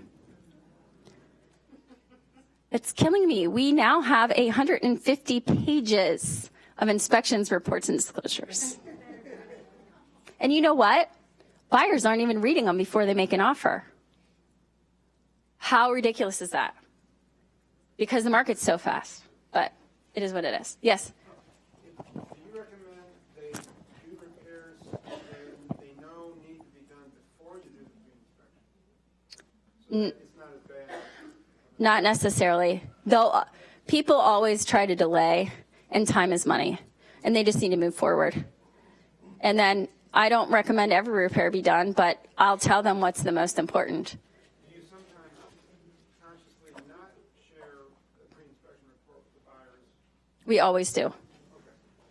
I mean, it's part of disclosure. And I make sure that the seller knows that we're going to share this with the buyers. There's no, I mean, it's just the way to do it, I think. Yeah. What percentage of your listings get? Thanks for asking that question. If I have an old house, like a 100-year-old house, I will not take the listing if they don't do this. Okay, so this is sort of a barrier to entry for me. Sometimes if I have a condo, I'll say, yeah, we don't maybe need to do this. But if I really want it done, I'll push back a couple times. How many will do it? The majority. On the flip side, the question that people ask is, how many buyers take this inspection and use it as their own? How realistic is that? So when you do a pre-inspection and you share it with, buyers, they have 3 options. One, they can waive their inspection entirely and use this. In certain price points, that's really attractive.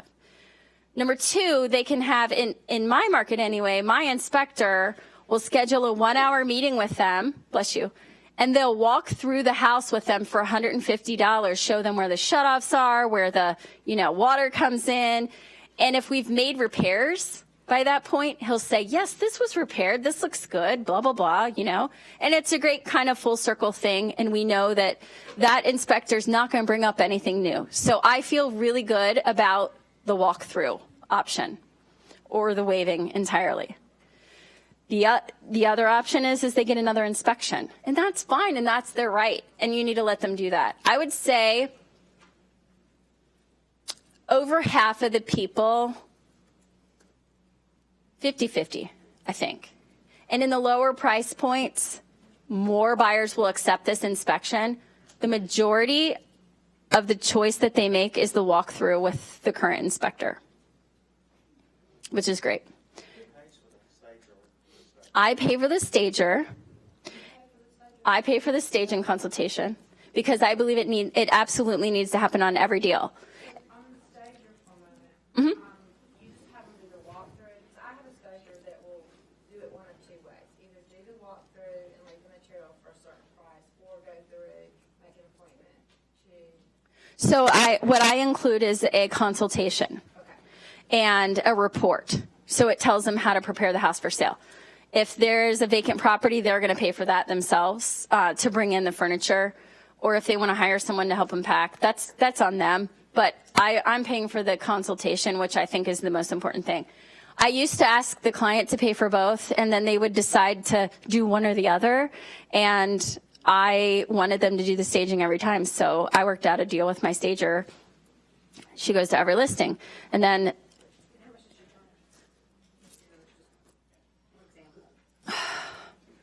I mean, I have her go to 40 houses a year, so I get a rate based on volume. Some stagers in our area charge $200 for a consultation. You don't pay and actually have the labor done. No, just the consultation. Yes. Yep. My stagers in their house for about 20 minutes. They go home, write a report, and I email it to them. And this is their list of things to do to get the house ready. Yes.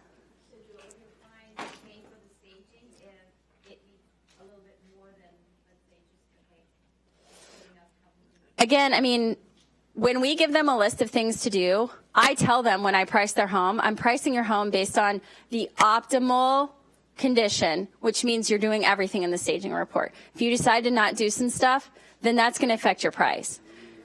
They are paying for painting. They're paying for anything that we're recommending. I'm just giving them the recommendations. And the reason why I pay a stager is because I'm not good at it.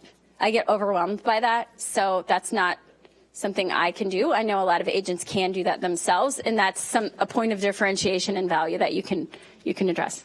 I have to keep going. We're not going to. The seller pays for the inspection. No. Not like you do for the appraiser. Right. I do not reimburse for the inspection.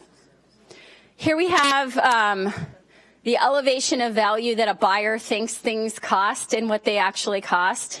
And it kind of shows that it's way better for your client to have it done for $450 before you list than the idea of what the buyer thinks it's worth and then having to pay a professional plumber that fee to do this work, or they could walk from the deal entirely at that point. I don't know. I got to keep going or else I can't end. I recommend a love letter tool. This is a great way to share with buyers things that realtors cannot sell. We can't discuss crime or safety. We cannot discuss schools, how good or bad they are. We can't really talk about kids or how many there are, right? So the seller can write a love letter, top 10 things I love about my house, or that kind of thing, and I direct them to make comments about the school system if it's good or whatever, because I tell them I can't say these things, so you need to. A lot of times if you have a family, they want to know how old are the kids on the street? How many kids are there? You know, those are things that can be addressed in a love letter and create that emotional connection. And it's, again, a tool. Some people don't want to do it. Some buyers don't care about it. But if it works, it works. I got an example of a love letter on the slides that you can read. I don't edit anything. This is my client, and I make them keep it to a page. Future pacing the seller. You can get these slides on my site. Future pacing is so important because you're basically going to tell them what they need to know and what you know is going to happen. And then when it happens, you're telling them again. It's not like a new thing that you're going to have to overcome that barrier. So what you want to do, we already discussed future pacing based on a price change. So you're going to do that with the listing if you think that you're going to need to make that adjustment. I always have my clients sign a blank price adjustment form at the listing. I let them know what the expectation is for the timing, and I get their confirmation before I do the price adjustment, but everything is signed. Online signature tool, we use online signing. This is mostly for my benefit. It also helps, we do all our listing contracts online signing. We use .loop. I love .loop.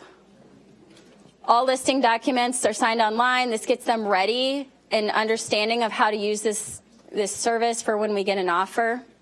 And they have constant access to the documents that they've signed. I'm not having to send them a copy of anything. It's all in their portal. It just makes it so much easier. We also get the HOA docs, any payoff information uploaded in our portal so that we have everything ready to go when we need to make these adjustments. Showing expectations, one of the main reasons why a house won't sell is because people can't get in to see it. That's when I fire clients. I've fired 2 for that reason. Setting the expectation of what it looks like to sell the house or to show the house, how showings are scheduled. I expect to go and show, so they need to get the house ready in the morning when they leave and then have it ready to go if there's a showing that day. They're not asked to confirm a showing. They're being told there's a showing. That's how I set it up. If there's a problem with that, we'll discuss it. But other than that, that's the expectation that we have. And we go over that up front. The feedback goes directly to them, unedited. Sometimes that's good. Sometimes it doesn't work out so well. But it's the truth, and that's what you need to do is give them the truth at the end of the day. And we have all the documentation that any buyer would need sitting right there in the listing for them to see. What did you say? What are the service and app notifications? Oh, so Showing Time has an app that buyers can use to keep track of their showings. Sellers, yeah. So I'll let them know if they're interested in using the app, and that way they don't have to get phone calls or emails. It's all in the app. This is a checklist that I put in the house when I prepare for showings. It just kind of tells them what needs to happen and what the house needs to look like. A lot of times, I'm the photographer. So when I take pictures of the house and I leave the house, I tell them, I'm leaving your house the way I want it to look for a showing. All the lights are on. All the blinds are open. All the toilet seats are down. All the things look the way they need to look so that they can see what that looks like and replicate it in the future, okay? Sometimes dog beds need to be hidden, things like that. I post this inside either the pantry door or inside the glass cabinet in their kitchen so they can see this in case somebody needs reminders or help, like the husband's home alone and he needs to.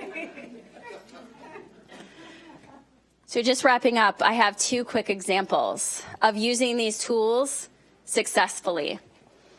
Earlier this year, I was contacted by the people with the house on the left that had previously had their house on the market for 453 days. With 2 different agents and 3 different listings. When I used the analogy of the scalping tickets, that really worked for them. And I said, you're in the 4th quarter and trying to sell your tickets, essentially. So we started entirely over. We got a pre-inspection. We staged the vacant house. We had it cleaned. We had the landscaping done. We listed it in February. The hill is like this to get to the worst time ever. We sold it in 18 days. We did everything that I told you about today in 18 days. The house on the right, brand new construction, or very young house. It was on the market for 375 days with the same realtor twice. He didn't make some really basic recommendations that made tons of sense. 375 days on the market, she started selling her dining room furniture. She sold the loft furniture. She sold the basement furniture. This is a $400,000 executive home. It looked like she was distressed, and she wasn't. And he didn't tell her what to do to make it look better or appeal to more buyers. I made a few modifications based on a lot of the stuff I told you guys today, and we sold it in 30 days. Just doing this stuff. That's it.